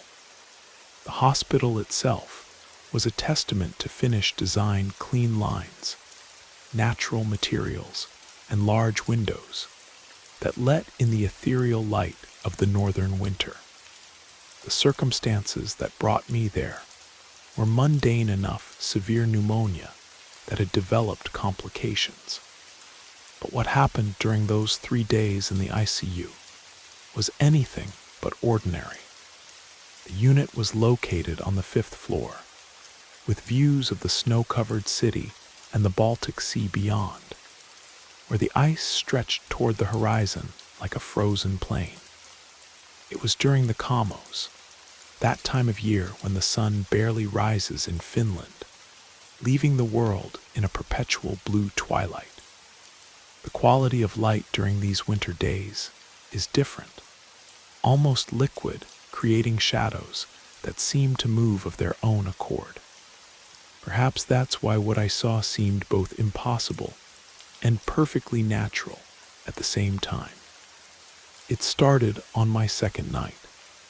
The monitors beeped softly in the darkness, their green lights casting a pale glow across the room. Through my fever-hazed consciousness, I became aware of something forming in the corner of my room, a subtle disturbance in the air, like heat waves rising from summer asphalt, but here in the depths of winter. The disturbance gradually took shape, coalescing into a form that seemed to be made of the same ethereal light that filtered through the windows during the brief Arctic day. It wasn't exactly human, but rather a suggestion of humanity, its edges shifting and flowing like the northern lights themselves. As I watched, unable to move, the figure approached my bed. It carried with it the scent of pine forests and fresh snow, and the air around it seemed to pulse with a gentle, bluish light. The being reached out what might have been a hand, and I felt a sensation like cool water flowing through my fever-ravaged body. The monitors beside my bed began to respond, their readings shifting in ways that would have alarmed the staff, but no alarms sounded. Instead, the numbers danced across the screens in patterns that reminded me of the aurora borealis, while the being continued its strange ministrations. Then came the music, not sound exactly, but something more primal. It was like hearing the light itself sing, the way the northern lights might sound if they made music. The melody, if you could call it that, seemed to resonate with something deep within my cells, as if each note was realigning something that had fallen out of harmony. The experience lasted what felt like hours, but might have been minutes. Throughout it all, I remained perfectly conscious, aware of both the extraordinary nature of what was happening and the complete absence of fear. The being radiated not just light, but a profound sense of healing intention. Just before dawn, when the sky outside began to show the first hints of the brief winter day, the figure started to fade. But before it disappeared completely, it turned toward me, and in that moment, I understood something fundamental about healing, that it exists in forms we've forgotten how to see, in frequencies we've forgotten how to hear. The next morning, my fever had broken. The infection that had resisted 3 different antibiotics had begun to clear. The medical staff were baffled by my sudden improvement, running tests that showed dramatic changes in my condition. One young doctor, after reviewing my charts, muttered something about impossible recovery rates. But there was one nurse, an older woman named Lisa, who seemed unsurprised. When I hesitantly described what I'd seen, she nodded knowingly. "We call it the light bearer," she said in Finnish. "It comes during the kamos, when the barrier between worlds is thinnest. The old ones used to say it was the spirit of healing itself, taking form from the northern lights." She went on to tell me that similar sightings had been reported throughout the hospital's history, particularly during the winter darkness. Patients would describe being visited by beings of light that brought with them the sense of the Finnish forest and inexplicable healing effects. The hospital records, she said, showed clusters of miraculous recoveries during the kamos, often accompanied by unusual equipment readings and unexplained lights in patients' rooms. Modern medical staff attributed these incidents to equipment malfunctions or hallucinations brought on by the winter darkness. But the older staff knew better. Before I was discharged, Lisa showed me something remarkable, a collection of patient accounts dating back to the hospital's founding, all describing encounters with similar light beings. Some were written in modern Finnish, others in Swedish or Russian, but the descriptions were strikingly consistent. The flowing light, the forest scents, the strange music, and the profound healing that followed. Now, years later, I still return to Helsinki for checkups during the winter months. Sometimes, when the twilight settles over the city and the first stars appear in the perpetual dusk, I catch glimpses of that shifting light in the hospital corridors. The monitors still occasionally display their aurora-like patterns, and patients still report encounters with beings of light during the darkest part of the year. The medical staff continue to search for scientific explanations, but those who have experienced the light bearer's presence know that some forms of healing transcend our modern understanding.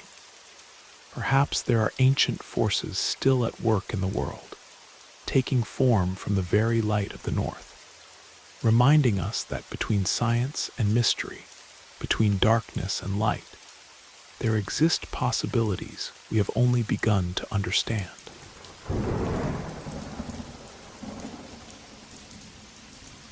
Fresh out of art school with a photography degree and dreams bigger than my bank account, I found myself standing in front of the Marlowe Hotel, a towering Victorian-era building that had been converted into apartments sometime in the 1920s. The rent was surprisingly affordable, which should have been my first warning sign. My unit was 403, tucked away at the end of a maze-like corridor, where the antique wallpaper peeled at the corners and old photographs hung crooked on the walls. The building had that classic horror movie charm: creaking floorboards, impossibly high ceilings, and a temperamental elevator that wheezed and groaned like it was on its last breath. It was late October, and the nights were getting darker earlier, but the autumn warmth still lingered enough to keep the windows open. I was in the middle of arranging my photography equipment when I realized I hadn't checked my mailbox yet. The building's main entrance had a modern security system that locked automatically, but my apartment door, warped from decades of seasonal changes, needed to be locked manually with an old brass key. "I'll just be a minute," I muttered to myself, phone pressed between my ear and shoulder, as I chatted with Ricky about his latest disaster date at the bar where he worked. I grabbed my key and headed down to the lobby. Standing at the bank of brass mailboxes, I was laughing at Ricky's story while sorting through the usual mix of local restaurant flyers and credit card offers. Everything felt perfectly normal, mundane even. I came back inside, pushed my heavy apartment door shut behind me, and kicked off my shoes. Dropping onto my bed, I continued opening mail one-handed while still holding my phone. Then I dropped it. The phone slipped from my fingers, bounced once on the hardwood floor, and slid just under the bed. "Hold on," I told Ricky, leaning down to retrieve it. My fingers found nothing but dust, so I lowered my head to see where it had gone. That's when I saw him, a face in the shadows, pale and gaunt, with dark hollows where his eyes should have been. He was curled up against the wall near the radiator pipes, knees drawn to his chest, watching me. I could see his chest rising and falling with each shallow breath. I didn't scream. Some primal instinct kept me quiet as I straightened up, my heart threatening to burst through my ribs. With a calmness I didn't feel, I said, "Hey Ricky, I need to take a quick shower. I'll call you back." Standing on legs that felt like jelly, I walked the 5 steps to my bathroom, closed the door, and locked it. I turned the shower on full blast, then looked at the small window with its decorative but useless iron grating. Thank God for ground floor apartments. I pulled myself through the narrow opening, leaving the shower running, and landed in the overgrown courtyard behind the building. My bare feet touched wet grass as I sprinted across the street, crouching behind a parked car as I called 911. My voice cracked as I explained the situation. "Stay where you are," the dispatcher instructed. "We're sending units now." I called Ricky next. He was already on his way, having sensed something wrong in my voice. I kept my eyes fixed on my bathroom window, where steam was now billowing out into the cold night air. Then I saw it, a shadow moving behind the curtain, pacing back and forth. Ricky arrived just as the first police car pulled up, lights silent, but spinning red and blue across the old brick facade. I handed them my key, and 3 officers entered while another stayed with me and Ricky.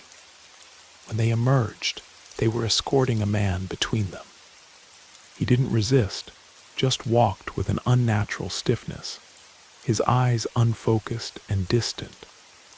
His hair was long and matted, his clothes stained and torn, and he was painfully thin, like someone who hadn't eaten a proper meal in months. As they led him past me, his eyes suddenly snapped into focus, meeting mine. His lips curved into a smile that made my blood run cold. The officer beside me gripped my shoulder gently and said, "He was standing outside your bathroom door with a kitchen knife. Your shower probably saved your life." I broke down then, the delayed terror finally hitting me. Later, the police explained that the man was Gerald Pratt, a former maintenance worker who had been fired from the building 5 years ago for erratic behavior. He had been living in the building's forgotten spaces, watching residents, learning their routines.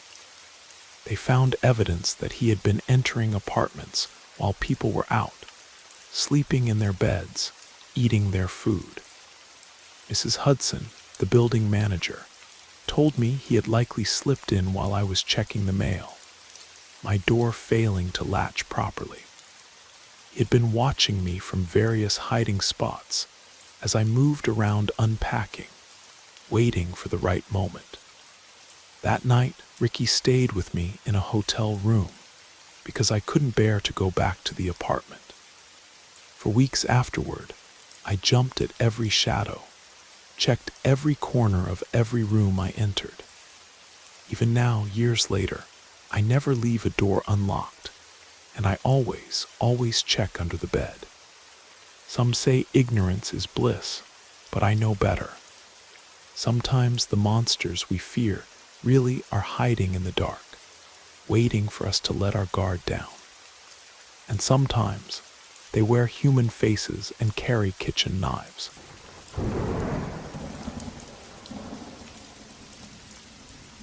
When I was 12, my family relocated to a weathered mansion on the Scottish coast. The house loomed over the gray waters of the North Sea, its Victorian towers rising like ancient sentinels against the perpetually overcast sky. According to the estate agent, the house was built in 1892, though the foundations seemed far older, as if they had grown from the very cliffs themselves. The exterior walls were built from dark granite that seemed to absorb what little sunlight managed to pierce the constant fog. My father, an architect specializing in historical restorations, saw it as his masterpiece to be. "Just wait," he would say, his eyes gleaming with excitement as he detailed his plans for renovation. He replaced the cracked windows, reinforced the sagging roof, and spent weeks rebuilding the grand staircase that wound up through the heart of the house like a wooden serpent. By the time we moved in, the house looked almost habitable, but something still felt wrong. My bedroom was on the 3rd floor, at the end of a corridor so narrow my shoulders nearly brushed both walls. The floorboards weren't just warped, they seemed to shift beneath my feet, as if the wood itself was trying to guide my steps somewhere I didn't want to go. The room itself was vast, with a ceiling that disappeared into shadows, no matter how many lamps we added. The walls carried the scent of decay, like autumn leaves rotting beneath winter snow. But it was the closet that drew my attention, a towering Victorian piece built directly into the wall, with intricate carvings of twisted vines and thorny roses. Inside, mounted at the back, was a small door no larger than a cat flap, sealed shut with rusted hinges. Across from the closet, set into the wall like a wound, was an arched doorway leading to the attic. It had no proper lock, just a simple latch that would sometimes lift on its own during particularly strong storms. The first time I explored the attic, I found more than just the expected dust and cobwebs. Tucked behind a stack of moldering newspapers dated 1923, I discovered something that still haunts my dreams. 7 porcelain doll heads arranged in a perfect circle. Their faces were pristine, untouched by time, but their necks ended in jagged breaks, as if something had methodically torn them from their bodies. The porcelain wasn't yellowed or aged. It looked fresh, almost wet, as if they had been placed there recently. I told my mother, but she dismissed it as leftover props from some long-forgotten child's game. But those heads weren't old. The paint was still tacky when I touched it, leaving a smear of rosy pink on my fingertip. By the end of our first year, I had grown accustomed to feeling watched. It started subtly, the sensation of eyes following me as I brushed my teeth, the feeling of someone standing just behind me while I changed clothes. I tried to blame it on the wind or the old pipes, but it grew worse. One night, while I lay on my stomach watching a documentary about deep-sea creatures, my hair fell forward, curtaining my face. That's when I felt it, a finger, cold and slightly wet, touched the base of my skull. It was deliberate, almost curious, like someone testing the ripeness of fruit. I felt the nail, slightly curved and sharp, drag across my skin before pulling away. I didn't scream, I couldn't. I ran downstairs, still clutching my bag of crisps, to find my mother in the kitchen. Through tears, I tried to explain. She came upstairs, said a prayer in my room like she had done in our old house when we found bats in the attic. But this wasn't something that could be driven away with words. For months afterward, I slept in the center of my bed, convinced that nothing could reach me if I stayed away from the edges. I left the closet door open, knowing that a closed door only meant I couldn't see what was behind it. I draped scarves over the attic doorknob, telling myself I would hear if it moved. But it got worse. One evening, while watching an old episode of Doctor Who, laughing at something I can't remember now, my entire bed suddenly lifted. It didn't shake like it would in an earthquake. It was yanked upward, as if something underneath had tried to flip it like a coin. I scrambled off, gasping, clutching my chest like I could physically hold my heart inside. I told my mother again, and she prayed again, but nothing changed. A week later, I was alone in my room, the remote control sitting just out of reach on my duvet. I stretched to grab it, and that's when I heard it, a hiss, low and wet, like steam escaping from a cracked pipe, but deeper, almost guttural. I froze, arm extended, fingers trembling. When I reached again, another hiss erupted, louder, angrier. It seemed to come from everywhere and nowhere at once. I ran again, nearly tumbling down the stairs. My mother found me in the kitchen, shaking. She didn't even ask this time. She just led me to the couch and began to pray. My father, who had been in his study reviewing blueprints, suggested it might be the old heating system playing tricks. But this wasn't the pipes, and I knew it. Years later, my mother finally told me something that made my blood run cold. One morning after I had left for school, she went to tidy my room. Through the window, she saw a figure in our walled garden, a young girl, perhaps 8 or 9, wearing what appeared to be a white nightgown from another century. She was walking in perfect circles, humming a tune my mother couldn't quite hear. When my mother rushed downstairs and into the garden, she found it empty. No footprints in the dew-soaked grass. No sound except the distant crash of waves against the cliffs. My father told her not to tell me, that I was already scared enough. He was the one who invented the story about the heating system. But I knew I had always known. Something lived in that house long before we arrived. Something that played with dolls and walked in circles. Something that liked to touch living things with dead fingers. To this day, I can't sleep near the edge of any bed. I keep all doors open, and I've developed a habit of humming loudly when I'm alone in a room.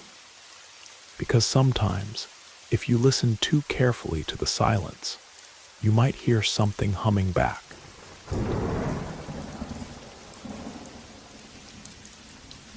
This happened during my research expedition to northern Norway, where I was studying rare Arctic flora for my master's thesis. I had this romantic notion of fjords, northern lights, and solitary contemplation among ancient forests. I was 23, armed with nothing but my botany degree and an excessive amount of optimism. I had been traveling through remote villages, staying in local homes, documenting plant species that thrived in the harsh climate. My journey led me to Ravndal, a settlement so small it barely appeared on maps. The village wasn't even a proper village, just a scatter of wooden houses clinging to the edge of a deep fjord, surrounded by pine forests that seemed to absorb all sound except the mournful cry of ravens.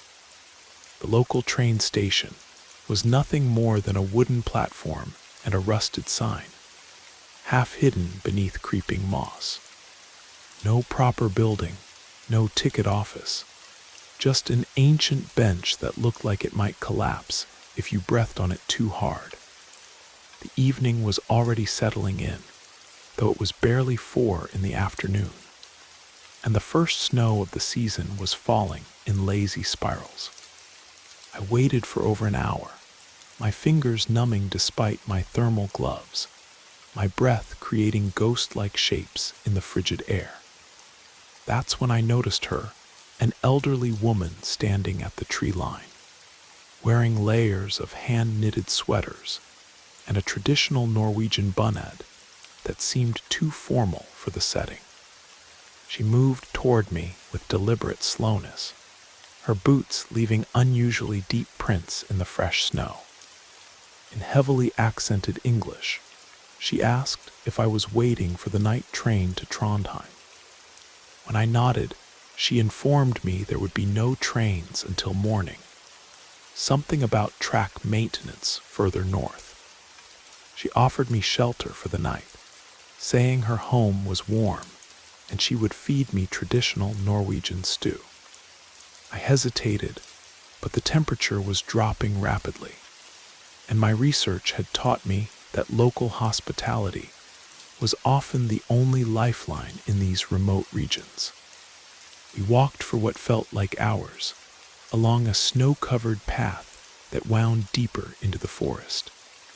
The pines grew denser, their branches hanging low under the weight of snow, creating tunnels of darkness broken only by occasional glimpses of the gray sky above. My guide moved with agonizing slowness, yet somehow maintained a steady pace that had me struggling to keep up. Finally, we reached her house, a 2-story timber building that looked abandoned at first glance. The windows were glazed with frost, and the shutters hung at odd angles, creaking softly in the wind.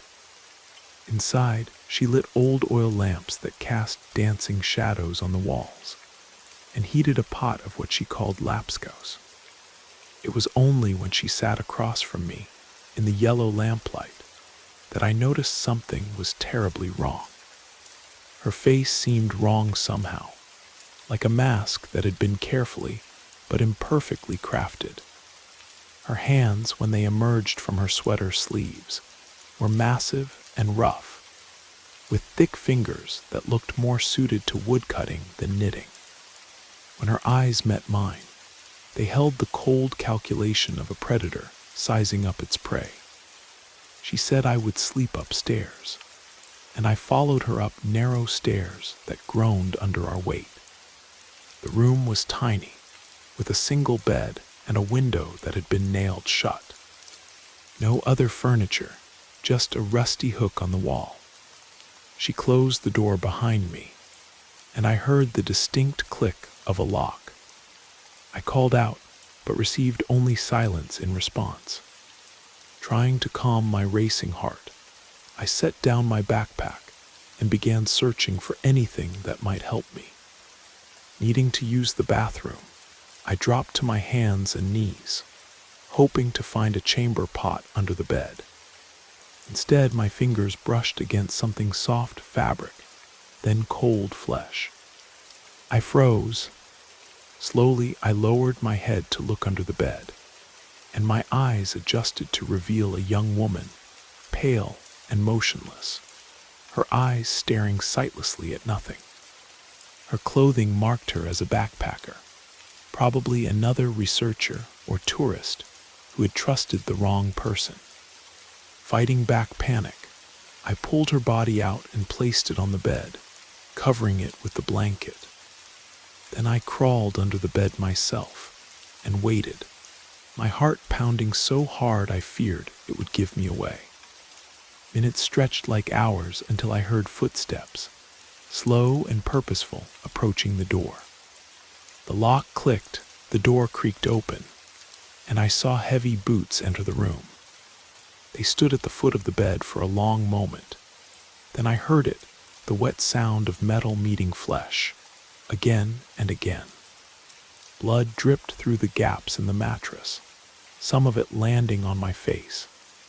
Then silence, broken only by the sound of a heavy object, an axe being dropped inches from where I lay. After the boots retreated, I waited until I could no longer hear footsteps. Using the axe, I began working on the window frame, prying it loose millimeter by excruciating millimeter. When it finally gave way, I threw my pack out and jumped, landing hard in the deep snow. I ran through the forest, blind with terror, until I saw headlights, a logging truck on a main road. The driver, a burly man with kind eyes, didn't ask questions when I begged him to take me to the nearest police station. I never reported what happened. In that remote region, with no evidence except my story, who would believe me? Who would find that house again in the vastness of the Norwegian forest? I still wonder about the woman I found. Was she a scientist like me? Or perhaps a tourist seeking adventure in the northern wilderness? Had she too trusted a seemingly kind offer of shelter? I'll never know. But I do know this. Sometimes the most dangerous predators are the ones who wear human faces and offer warm beds on cold nights.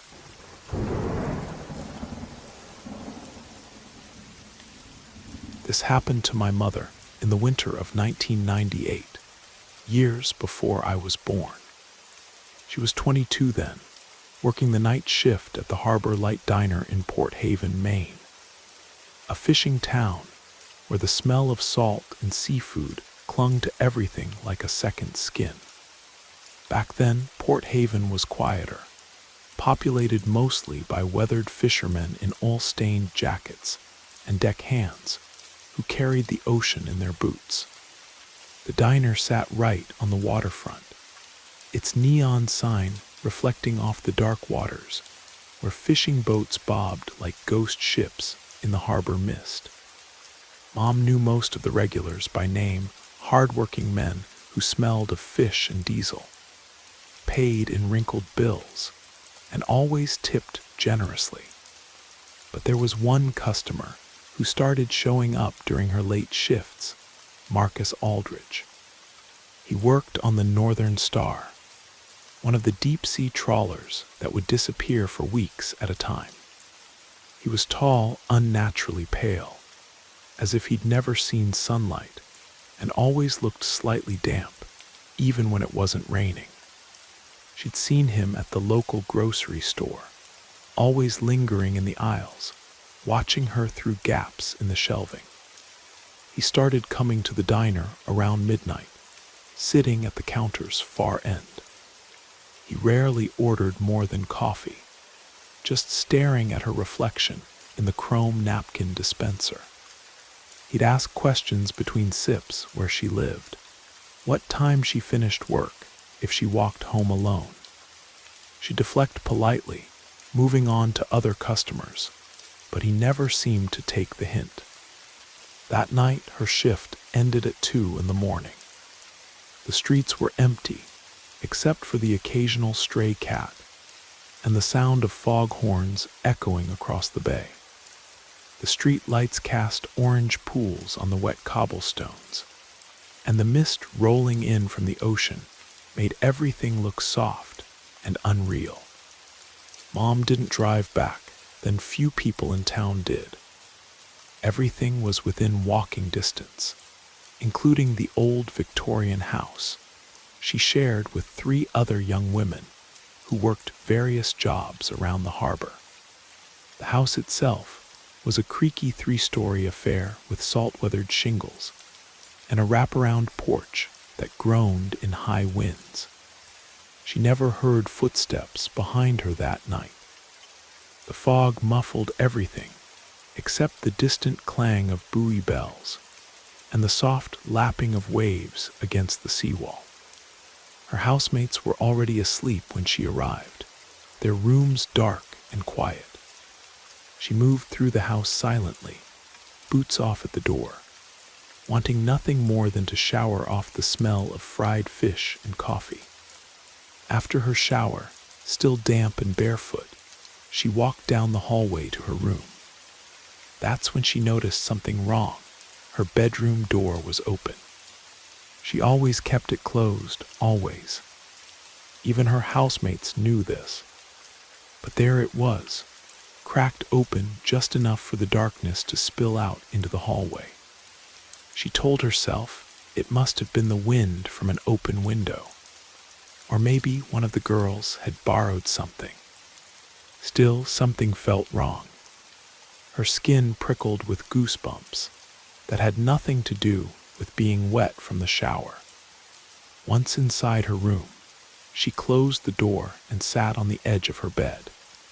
Something felt off. She couldn't explain it. Her body knew before her mind caught up. Without knowing why, she leaned over slowly and looked under the bed. There he was, Marcus, curled up like a pale spider, his eyes wide open and fixed on her. He wasn't breathing visibly, wasn't blinking, just staring with an intensity that made her blood freeze. She didn't scream or panic. She stood up calmly, walked down the hall, and knocked on Katie's door. When her housemate opened it, groggy and confused, Mom said quietly, "I think there's someone under my bed." That woke Katie up fast. She grabbed the baseball bat she kept by her door, a habit from playing softball in college. The other girls, Anna and Meredith, came out when they heard the commotion. They all went to Mom's room together, but Marcus was no longer under the bed. They found him halfway through her window, trying to escape silently into the fog. He'd been hiding, waiting, for God knows how long. He ran, surprisingly fast for someone who looked so awkward on land. They called the police, who picked him up the next morning, still wearing his wet clothes. The cops knew him. He had a history of similar behavior in other coastal towns. But all he got was a fine and an order to leave Port Haven. Mom says the worst part wasn't finding him under her bed. It wasn't the eerie silence or the way he looked at her like she was a fish he'd caught in his net. It was knowing he had been in the house before. The girls had heard strange noises the week before, but dismissed them as the house settling or the wind off the ocean.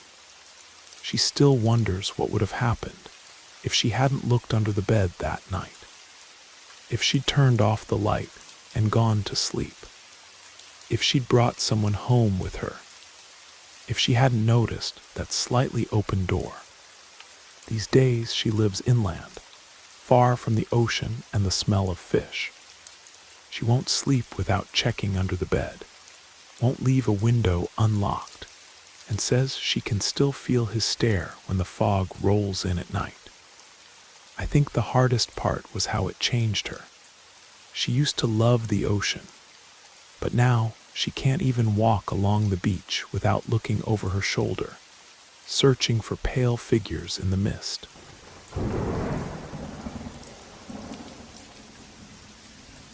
I was 9 years old when it happened, spending the night in my grandparents' library. It was a sweltering summer evening, the kind where the air feels thick enough to drink. The ceiling fan spun lazily overhead, its shadows dancing across leather-bound books that lined the walls from floor to ceiling. My grandparents were in their study down the hall, half watching some historical documentary, while I played my own game among the towering shelves. Their house was an old New England colonial, filled with antique furniture and the kind of history you could smell in the wood. The library had always been my favorite room, with its rolling ladders and reading nooks tucked between massive oak bookcases. That night, I was playing an imagination game of my own creation, wrapped in one of my grandmother's old quilts, pretending I was an explorer in an ancient tomb. Part of my game involved hiding under the massive mahogany desk that dominated the center of the room. It was a beautiful piece, carved with intricate patterns of leaves and vines, passed down through generations of my family. I loved the feeling of being underneath things, wrapped up safe like nothing could find me if I couldn't see it. The quilt was tucked around me just so, and I lay there, staring up at the wooden underside of the desk, where generations of my ancestors had sat and worked. I reached up with both hands, pressing against the smooth wood, straightening the quilt so it wouldn't catch on the carved drawer bottoms. That's when I heard it, a growl. Not the playful sound a dog makes, not even a warning bark. It was deep and guttural, like thunder rolling through wet earth. Before I could move, something slashed through the quilt twice, fast and precise. I saw it happen, 2 sets of claws, massive and black, one on each side of my hands, ripping through the fabric mere inches from my skin. I screamed. The quilt twisted around me as I rolled out from under the desk, tumbling across the Persian carpet. I was crying before I even stood up, my heart threatening to burst from my chest. My grandparents rushed in, my grandmother turning on all the lights, while my grandfather demanded to know what had happened. Through tears, I pointed beneath the desk, trying to explain about the monster, the huge black dog-like thing that had tried to grab me. They exchanged a look I'll never forget, not of disbelief or amusement, but of something deeper, more worried. My grandfather said quietly, "We don't have a dog," and suggested that maybe I had caught the quilt on a rough spot under the desk, or perhaps a loose nail had snagged it. But I knew what I had seen. I kept crying, insisting there was something under there, something dark that had growled at me. Finally, just to prove me wrong, they moved to check under the desk. There was nothing there, just the intricate oriental carpet and the soft gleam of well-polished wood. My grandmother wrapped me in her arms, while my grandfather examined the quilt. The slashes were there, clean and precise, like something had cut through the fabric with razor-sharp claws. He ran his fingers along the tiers, his expression unreadable. Later that night, I overheard them talking in hushed voices about the family guardian and the old stories, but they never explained what they meant. For context, we thoroughly searched that room.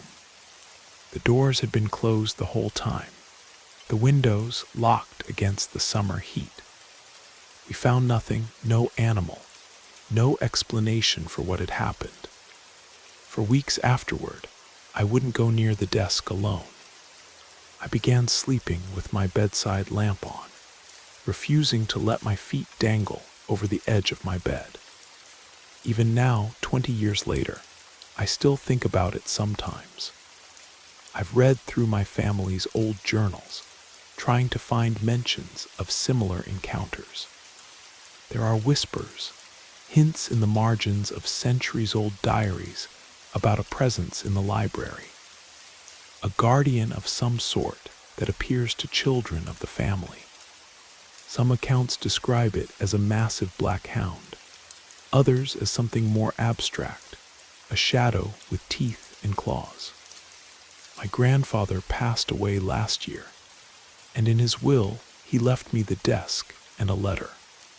The library has always had its protector, he wrote. Sometimes it tests us, sometimes it guards us. The slashes in your grandmother's quilt weren't meant to harm. They were a warning. Something was in the house that night, something worse than what you saw under the desk. The guardian was keeping you hidden, keeping you safe. I have the desk in my own study now. Sometimes, late at night, I hear scratching from underneath, like claws on wood. I don't look anymore. Some family traditions, some guardians, are better left to their own devices. But I still wrap myself in blankets when I read, and I never, ever let my feet dangle over the edge of my chair.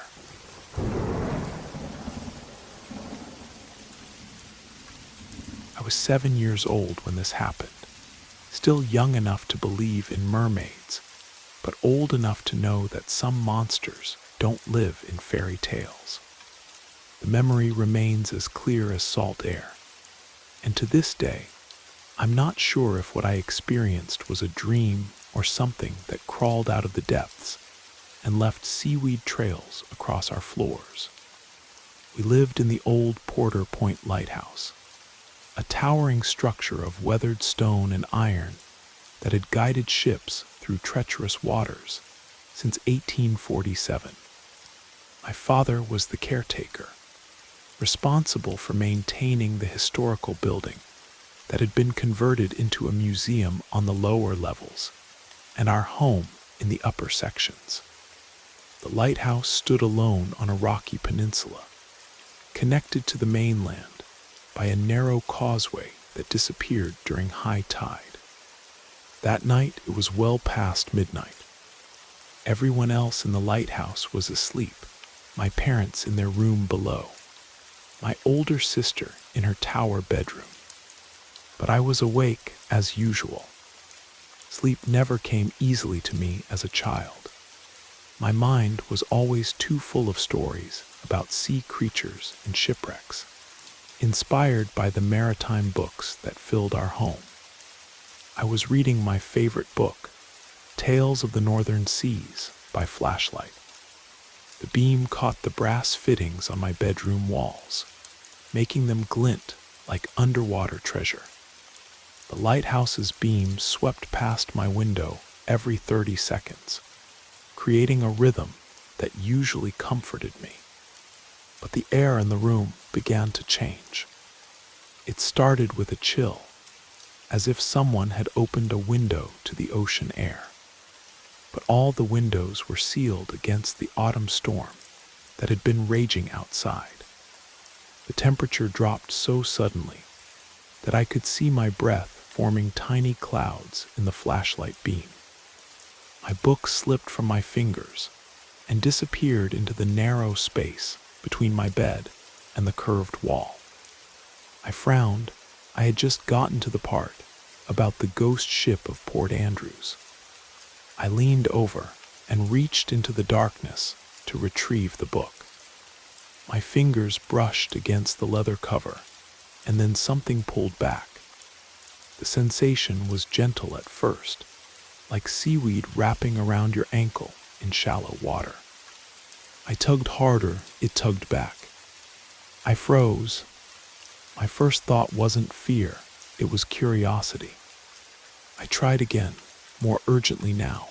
and whatever it was yanked hard. I didn't scream. I couldn't. My mouth opened, but the cold had sunk into my chest, stealing my voice. I stared into the shadows beneath my bed, my heart pounding against my ribs like waves against the lighthouse walls. And then I saw it, a hand, just for a moment. But it wasn't a human hand. It was grayish-green, webbed between the fingers, and ended in curved claws that looked like polished abalone shells. In an instant, it vanished back under the bed, taking my book with it. I didn't move. I couldn't even blink. All I could think about were the stories my father had told me about the lighthouse's history, tales of mysterious disappearances, of keepers who claimed to hear singing on stormy nights, of strange scratching sounds coming from the walls during high tide. The electric reading lamp on my bedside table flickered, and I heard it, a low, wet sound, like water moving through gills. Something shifted beneath the bed, and I felt the mattress dip slightly, as if something heavy was pressing against the frame from below. I turned my eyes toward my bedroom door, thinking about running to my parents, but the distance seemed impossible to cross. I didn't sleep that night. I didn't even breathe too loudly. I lay there paralyzed, staring at the ceiling as the lighthouse beams swept past my window again and again. I watched the way the shadows moved, looking for any sign of webbed hands reaching out from the darkness. When dawn finally came, I gathered my courage and looked under the bed. My book was gone, but I found something else, a trail of what looked like phosphorescent seaweed, glowing faintly in the morning light. It led from under my bed to the wall, where centuries of water damage had created cracks in the stone. By the time I called my parents, the seaweed had dried to nothing more than dark stains on the wooden floor. Years later, I found an old logbook in the lighthouse archives. An entry from 1879 caught my eye. Something dwells in these walls. It takes small things at first: books, toys, tools. The children speak of webbed hands and glowing eyes. We tell ourselves it's their imagination, but during storms, we hear it moving through the lighthouse's bones, singing songs no human throat could make. I never told my parents what really happened. I don't know why. Maybe because I thought they wouldn't believe me. Or maybe because part of me wanted to keep the mystery alive. For years afterward, I refused to read in bed. I built a small fortress of pillows in the corner of my room, as far from the walls as possible, and told myself I was safer there. The lighthouse still stands, though my family moved away long ago. Sometimes, when I visit the coast, I look out at the old tower and wonder if it's still there, that thing with webbed hands and abalone claws, collecting stories from children brave or foolish enough to read past midnight. They say the current caretaker's daughter recently reported missing books, and on stormy nights, visitors claim they can hear something that sounds like singing coming from within the lighthouse walls.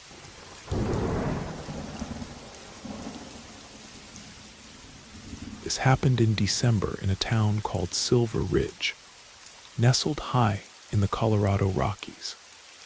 Nothing ever happens here except snow and silence. My name is Ruby, and I used to live in what was once the old mountain railway station, the last stop before the tracks disappeared into wilderness. I was 17, and my room was technically the station master's former quarters, converted decades ago into a living space. If you looked out my frost-etched window, all you saw were endless pine forests, and the skeletal remains of the abandoned railway platform, half buried in perpetual snow. The tract had been torn up years ago, leaving only the wooden ties like broken teeth in the white expanse. My room was peculiar, technically the second floor, but it felt more like a crow's nest above a frozen sea. The walls leaned inward at odd angles, as if they were slowly collapsing under the weight of countless winters. There was only one window, a tall, narrow thing that never quite sealed properly, letting in whispers of Arctic air that made the heavy curtains dance like ghosts. The floor slanted towards the massive stone fireplace. Nothing stayed level for long. That room made you feel like you were constantly falling, even when standing still. My bed was an ancient brass frame with elaborate Victorian scrollwork, discovered in the station's old storage room. Mom said it had character, her word for anything that was too historic to throw away, but too damaged to be actually nice. I thought it looked like something from a Gothic novel, the kind where young heroines meet terrible fates. I was sick of that place, sick of the isolation, sick of the way the wind howled through the old chimney like it was counting down my days.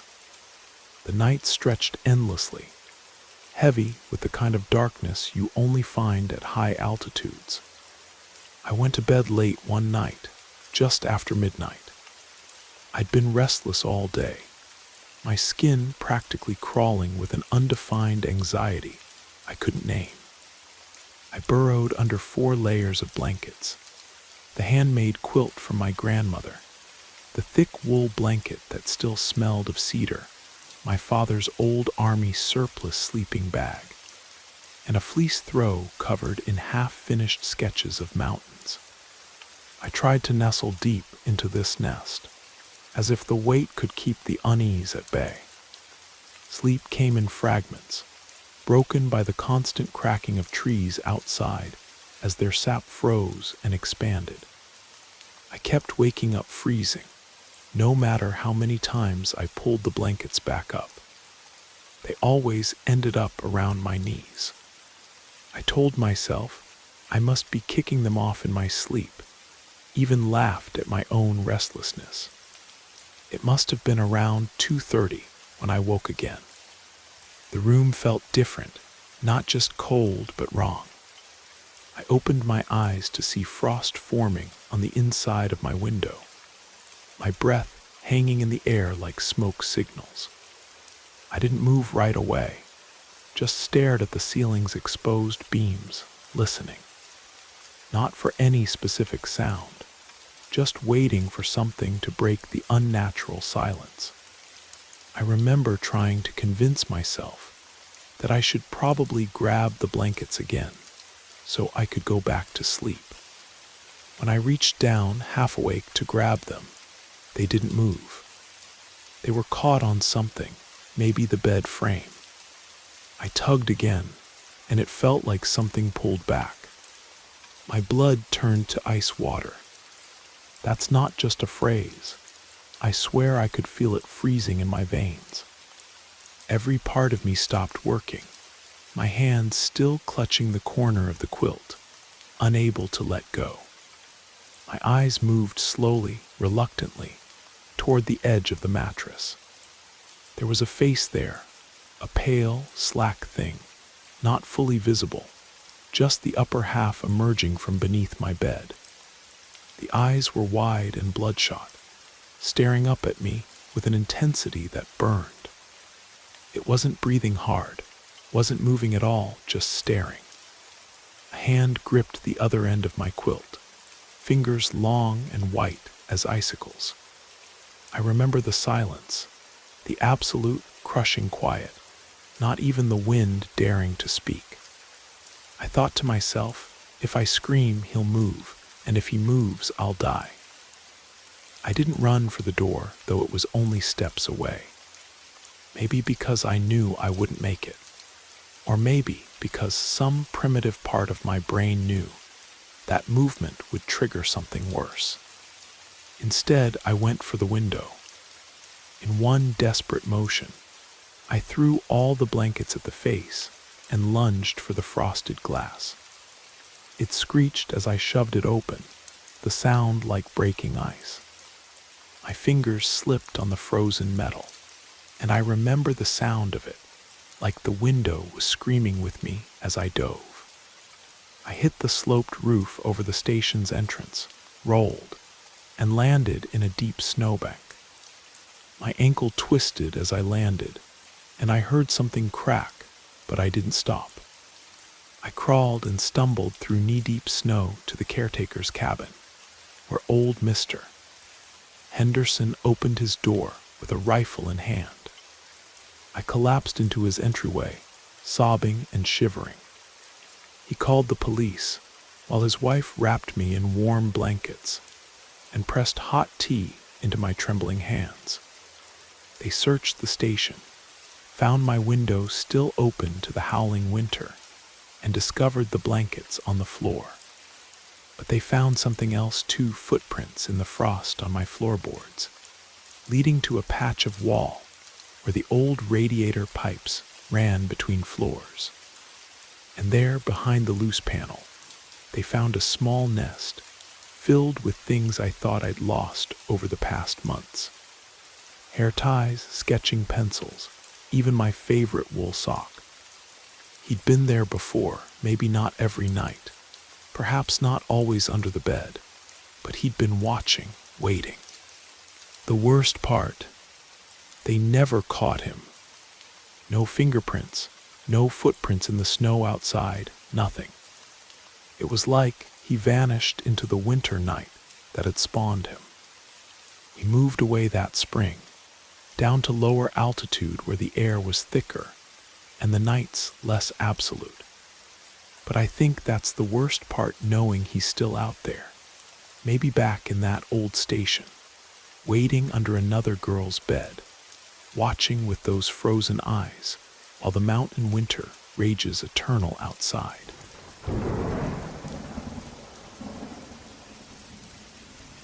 I was 5 years old when this happened, standing on the edge of a big change.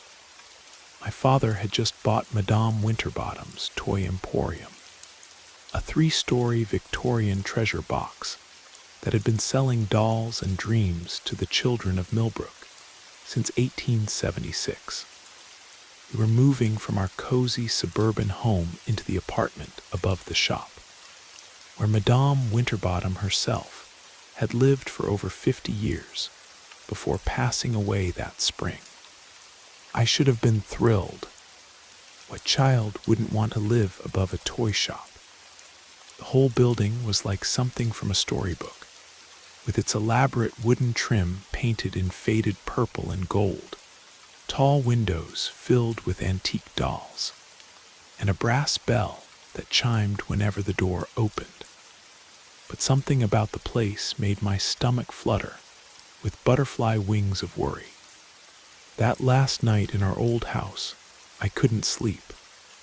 It wasn't excitement keeping me awake. It was something else, something I couldn't explain even now, 20 years later. The memory hasn't faded. If anything, it's grown sharper with time, like an old photograph slowly revealing hidden details. I lay awake in my small bed, listening to the house settle around me. My favorite toy sat at the foot of my bed, a Victorian porcelain doll named Isabella. She wore a midnight blue dress with tiny pearl buttons and had eyes that seemed to change color in different lights.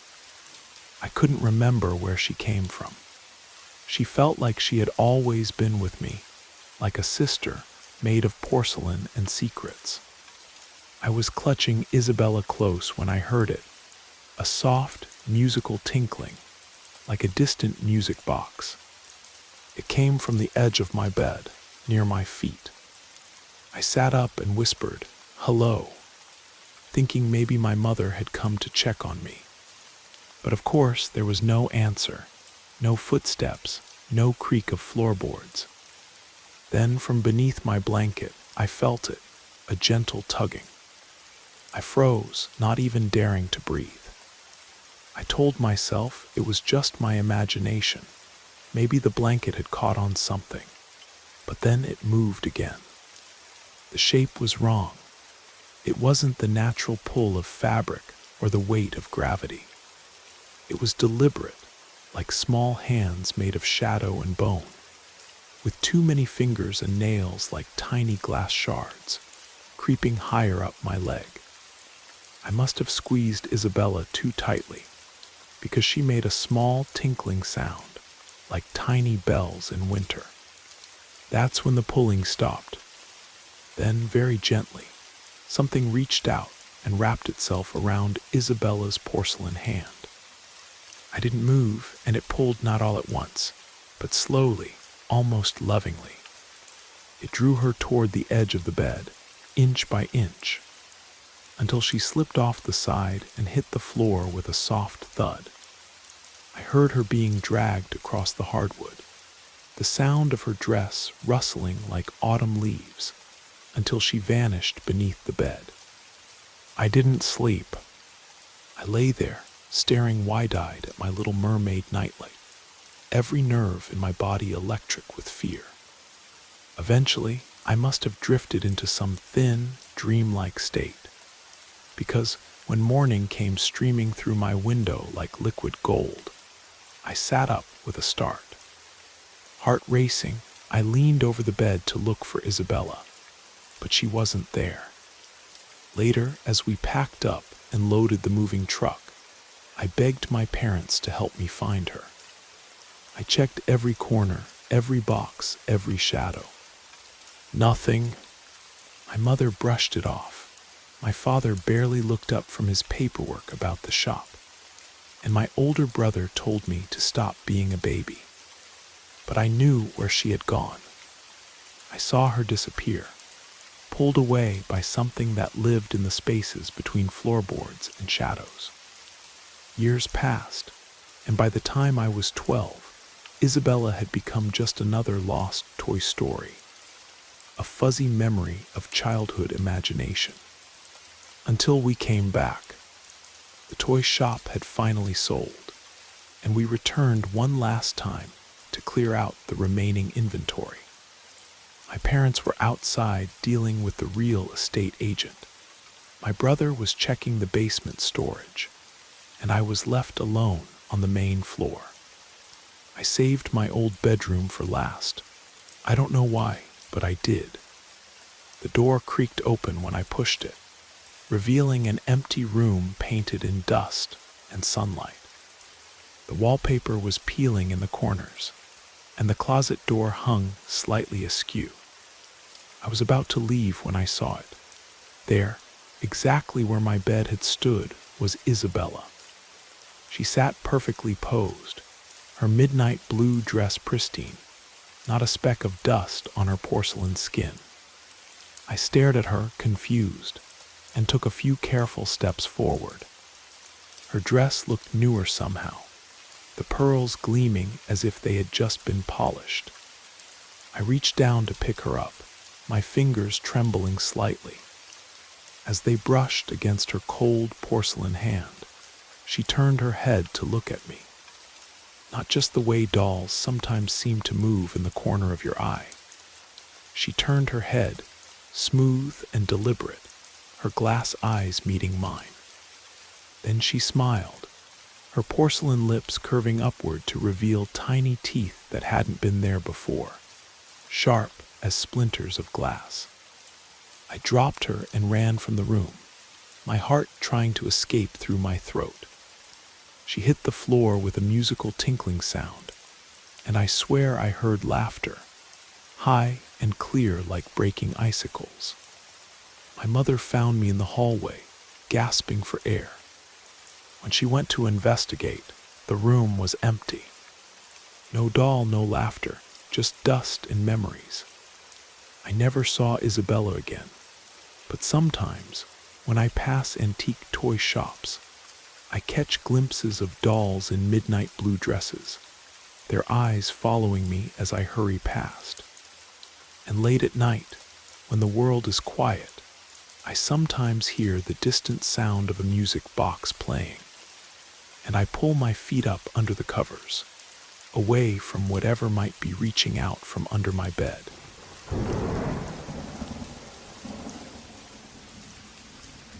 I was 24 when it happened. My husband Thomas had just left for his annual research expedition to Iceland. 2 weeks studying volcanic activity near Reykjavik. I stayed behind in our newly purchased home in Boston's historic Beacon Hill district, a narrow brick townhouse that had once been Maxwell's Chronometer Works, one of the city's most prestigious clock-making shops in the 19th century. I shared the space with our English setter, Hercules, and my growing collection of antique timepieces that I restored for specialty collectors. The house still bore the marks of its original purpose, walls lined with built-in display cases, workbenches worn smooth by generations of watchmakers, and the constant, rhythmic ticking of dozens of clocks that filled the air like mechanical heartbeats. I was enrolled in a specialized course on Victorian-era chronometer restoration, studying the intricate mechanisms that had once guided ships across treacherous oceans. The classes ran from 6 to 10 in the evening, which meant most of my nights were spent at my workbench, magnifying glass strapped to my head, peering into the brass souls of ancient timepieces. That Friday was supposed to be routine. My mother offered to take Hercules for the weekend to give me uninterrupted time with a particularly challenging piece. A marine chronometer from 1860 that had spent decades in a shipwreck. I drove him across town to her house in Cambridge, dropped him off with his favorite blanket and what seemed like half his toy collection, then returned to an empty house that suddenly felt too large and too quiet without his clicking nails on the hardwood floors. When I got back, I noticed something odd, a series of small, wet footprints on our front steps, leading up to the door. At first, I thought it might have been the mail carrier, or perhaps a lost tourist. Beacon Hill always had people wandering its historic streets. Nothing was broken, nothing looked forced. I should have called someone, but instead, I wiped away the prints with an old rag and tried to forget about them. That night I made myself tea, settled at my workbench, and started class. Around 8:30, I noticed something strange. All the clocks seemed to tick slightly out of sync, creating an unsettling arrhythmic pattern that made my skin prickle. The house creaked more than usual, groaning like an old ship in high seas. I muted my laptop and listened. There was a soft padding sound on the wooden floors, but it wasn't Hercules's familiar gait. I texted my mother, "I think I hear something downstairs. Probably just these old floorboards, but..." She replied quickly, telling me to check all the locks and call if I felt unsafe. I secured everything: doors, windows, even the tiny bathroom skylight upstairs. The whole time, that strange, arrhythmic ticking continued, like dozens of mechanical hearts beating to different times. At 10, class ended. I shut my laptop, turned off my desk lamp, and sat in the darkness, listening to the house breathe. I called my mother as usual. She told me Hercules had fallen asleep in his favorite spot, under her piano.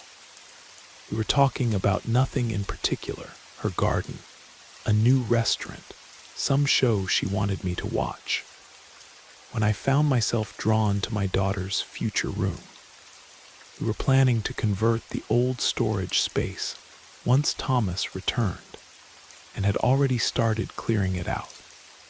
The door creaked open slowly as I peeked in. The room was dark, illuminated only by the streetlights filtering through the original Waverly glass windows. Her crib stood against the far wall, still in its box, waiting to be assembled. That's when I saw him pressed flat near the floor. A man's face turned toward me, eyes wide and unblinking in the dim light. He didn't move, but neither did I. My voice died in my throat as I heard my mother asking, "Hello, are you still there?" from what seemed like 1,000 miles away. I backed out slowly, closed the door, and whispered into the phone, "Mom, there's someone under where the crib will be." The scream that came through the phone made me jump. She hung up and called my brother, who called 911. I grabbed my restoration tools, the closest things to weapons I had, and fled outside into the cool autumn air. I waited on the sidewalk, shaking so hard my teeth chattered, every tick of my wristwatch feeling like a countdown to disaster. The police arrived with remarkable speed. They swept through the house methodically, finding the back window of my workshop unlocked and slightly open. The screen had been carefully removed, leaning against the wall below. Inside, they found wet footprints across the hardwood floors, leading to various hiding spots throughout the house. One officer, a woman with kind eyes and a stern mouth, pointed out something that made my blood run cold. On several of the antique clocks, they found fingerprints on the glass faces, as if someone had been pressing their hands against them, listening to them tick. Then she showed me something worse. Behind my workbench, they found a small nest of belongings, a blanket, some food wrappers, and most disturbingly, a notebook filled with detailed observations of my daily routine. The officer didn't need to spell it out. He knew your schedule. He knew you were alone. He'd been watching, waiting, learning your patterns. I didn't sleep that night. When I finally brought Hercules home, he acted strangely, growling at empty corners and refusing to enter certain rooms. We had security cameras installed, new locks, motion sensors, but none of it made the house feel safer.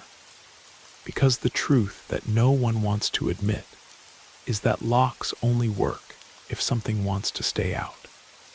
And sometimes they're already inside, listening to your clock's tick, watching your life wind down like a mainspring, waiting for the perfect moment to strike. The worst part wasn't finding him under the crib space. It wasn't the wet footprints or the notebook. It was knowing that while I sat at my workbench each night, focused on the tiny gears and springs of my antique timepieces, he had been there, watching, winding himself into the clockwork of my life. Sometimes, late at night, when the clocks tick out of sync, I wonder if he's still out there, waiting for another chance to slip inside someone else's carefully ordered world.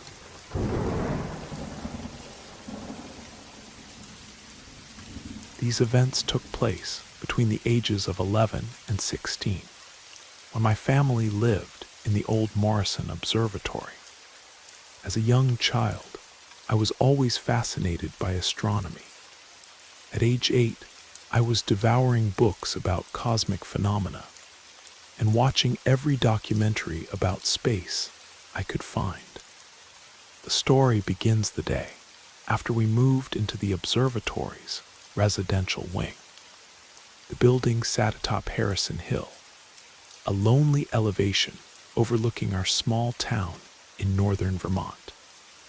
Built in 1924, it housed several impressive telescopes, including a massive refracting telescope that protruded from the main dome like a bronze cannon aimed at the stars.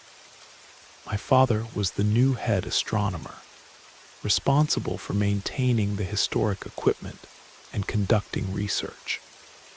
Our living quarters were in the west wing, a maze of rooms filled with ancient astronomical instruments, star charts, and the quiet whirring of mechanical tracking devices that followed the movement of celestial bodies. It started after watching a documentary about mysterious signals from deep space. That night I woke up at 2:59 in the morning, my room filled with an odd bluish light that seemed to pulse in rhythm with my heartbeat. This became a pattern. Every night I would wake at exactly the same time, and for the next hour I would hear whispers echoing through the observatory's curved corridors. The whispers weren't in any language I recognized. They reminded me of the static between radio stations, but with a pattern and intelligence behind them. They would stop precisely at 4 o'clock, as if someone had flipped a switch. During these hours, I would feel something touching my feet through the blankets, like cold fingers gently probing, testing. When I gathered the courage to look at my feet, I could see the impression of something pressing against the blanket, not random movements, but deliberate patterns that reminded me of constellation maps. At this point, I was so frightened that my parents agreed to let me move to a room closer to the main telescope chamber. The change of rooms didn't help. If anything, the phenomena intensified. I felt watched constantly, as if every piece of astronomical equipment had eyes hidden behind their lenses. I began seeing strange lights moving through the corridors, not the warm glow of planets like Mars or Jupiter, but cold, distant lights that reminded me of dying stars. Around age 14, I read in an old astronomy journal that certain telescopes, if pointed at specific astronomical coordinates, could act as receivers for more than just light. The journal suggested that the space between stars wasn't empty at all, but filled with entities that occasionally noticed when we looked their way. The events continued, but changed in nature. The whispering became clearer, though still incomprehensible. Sometimes, while doing my homework late at night, I would hear my name called from the direction of the main telescope. The voice sounded like it was traveling across vast distances, distorted by the same forces that bend light around black holes. The worst incidents happened when I was alone in the observatory. There were times when all the astronomical instruments would begin moving on their own, their gears grinding as they pointed toward something in the sky that wasn't recorded in any of our star charts. The mechanical clock that tracked sidereal time would spin backwards, and through the eyepieces of the telescopes, I would see impossible things, configurations of stars that didn't match any known patterns, shapes moving against the background of space. At 15, during a particularly active meteor shower, I watched through the main telescope as something seemed to look back. The next morning, all the star charts in the library were altered, marked with symbols that hadn't been there before. My father dismissed it as pranks from graduate students, but I knew better. The symbols matched patterns I had seen in my dreams, constellations that only appeared during those hours between 3 and 4. The most terrifying incident occurred when I was 16. I was alone in the observatory during a lunar eclipse. As the moon's light dimmed, all the equipment in the building began to operate simultaneously. Through the main telescope, I saw something emerging from the darkness of space, not a celestial body, but something that seemed to exist in the spaces between stars. It reached through the telescope somehow, manifesting as a cold spot in the air that moved with purpose. When it touched my hand, I felt knowledge pour into my mind, images of distant galaxies, of spaces between dimensions, of beings that had been watching humanity since we first turned our eyes to the stars. I started avoiding everything related to astronomy after that. I took down my space posters, packed away my telescope, and tried to ignore the way certain stars seemed to follow me with their light. But strange things would happen whenever I shared this story.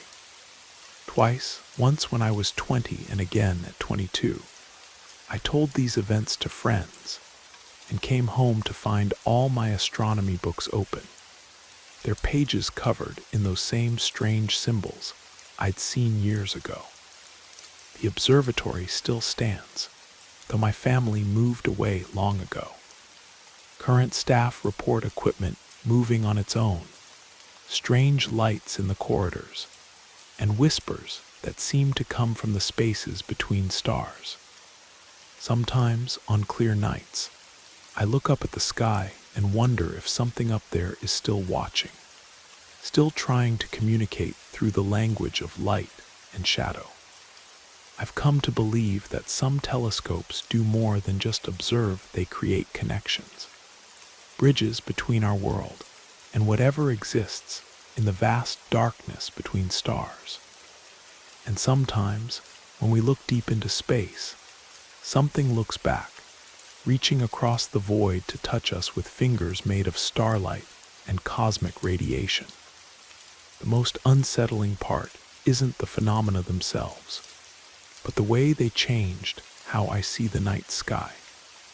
Every pinpoint of light could be an eye, every constellation a message, and the space between stars might not be as empty as we think. I still wake up sometimes at 2:59, and for a brief moment, I hear those whispers again, calling from light years away. Thank you for spending this time with Brad Arrows. We hope the stories whispered through the rain carried you far into your imagination or your dreams. If you're still awake, let us know how you liked the journey. Until next time, stay safe, sleep well, and let the darkness comfort you.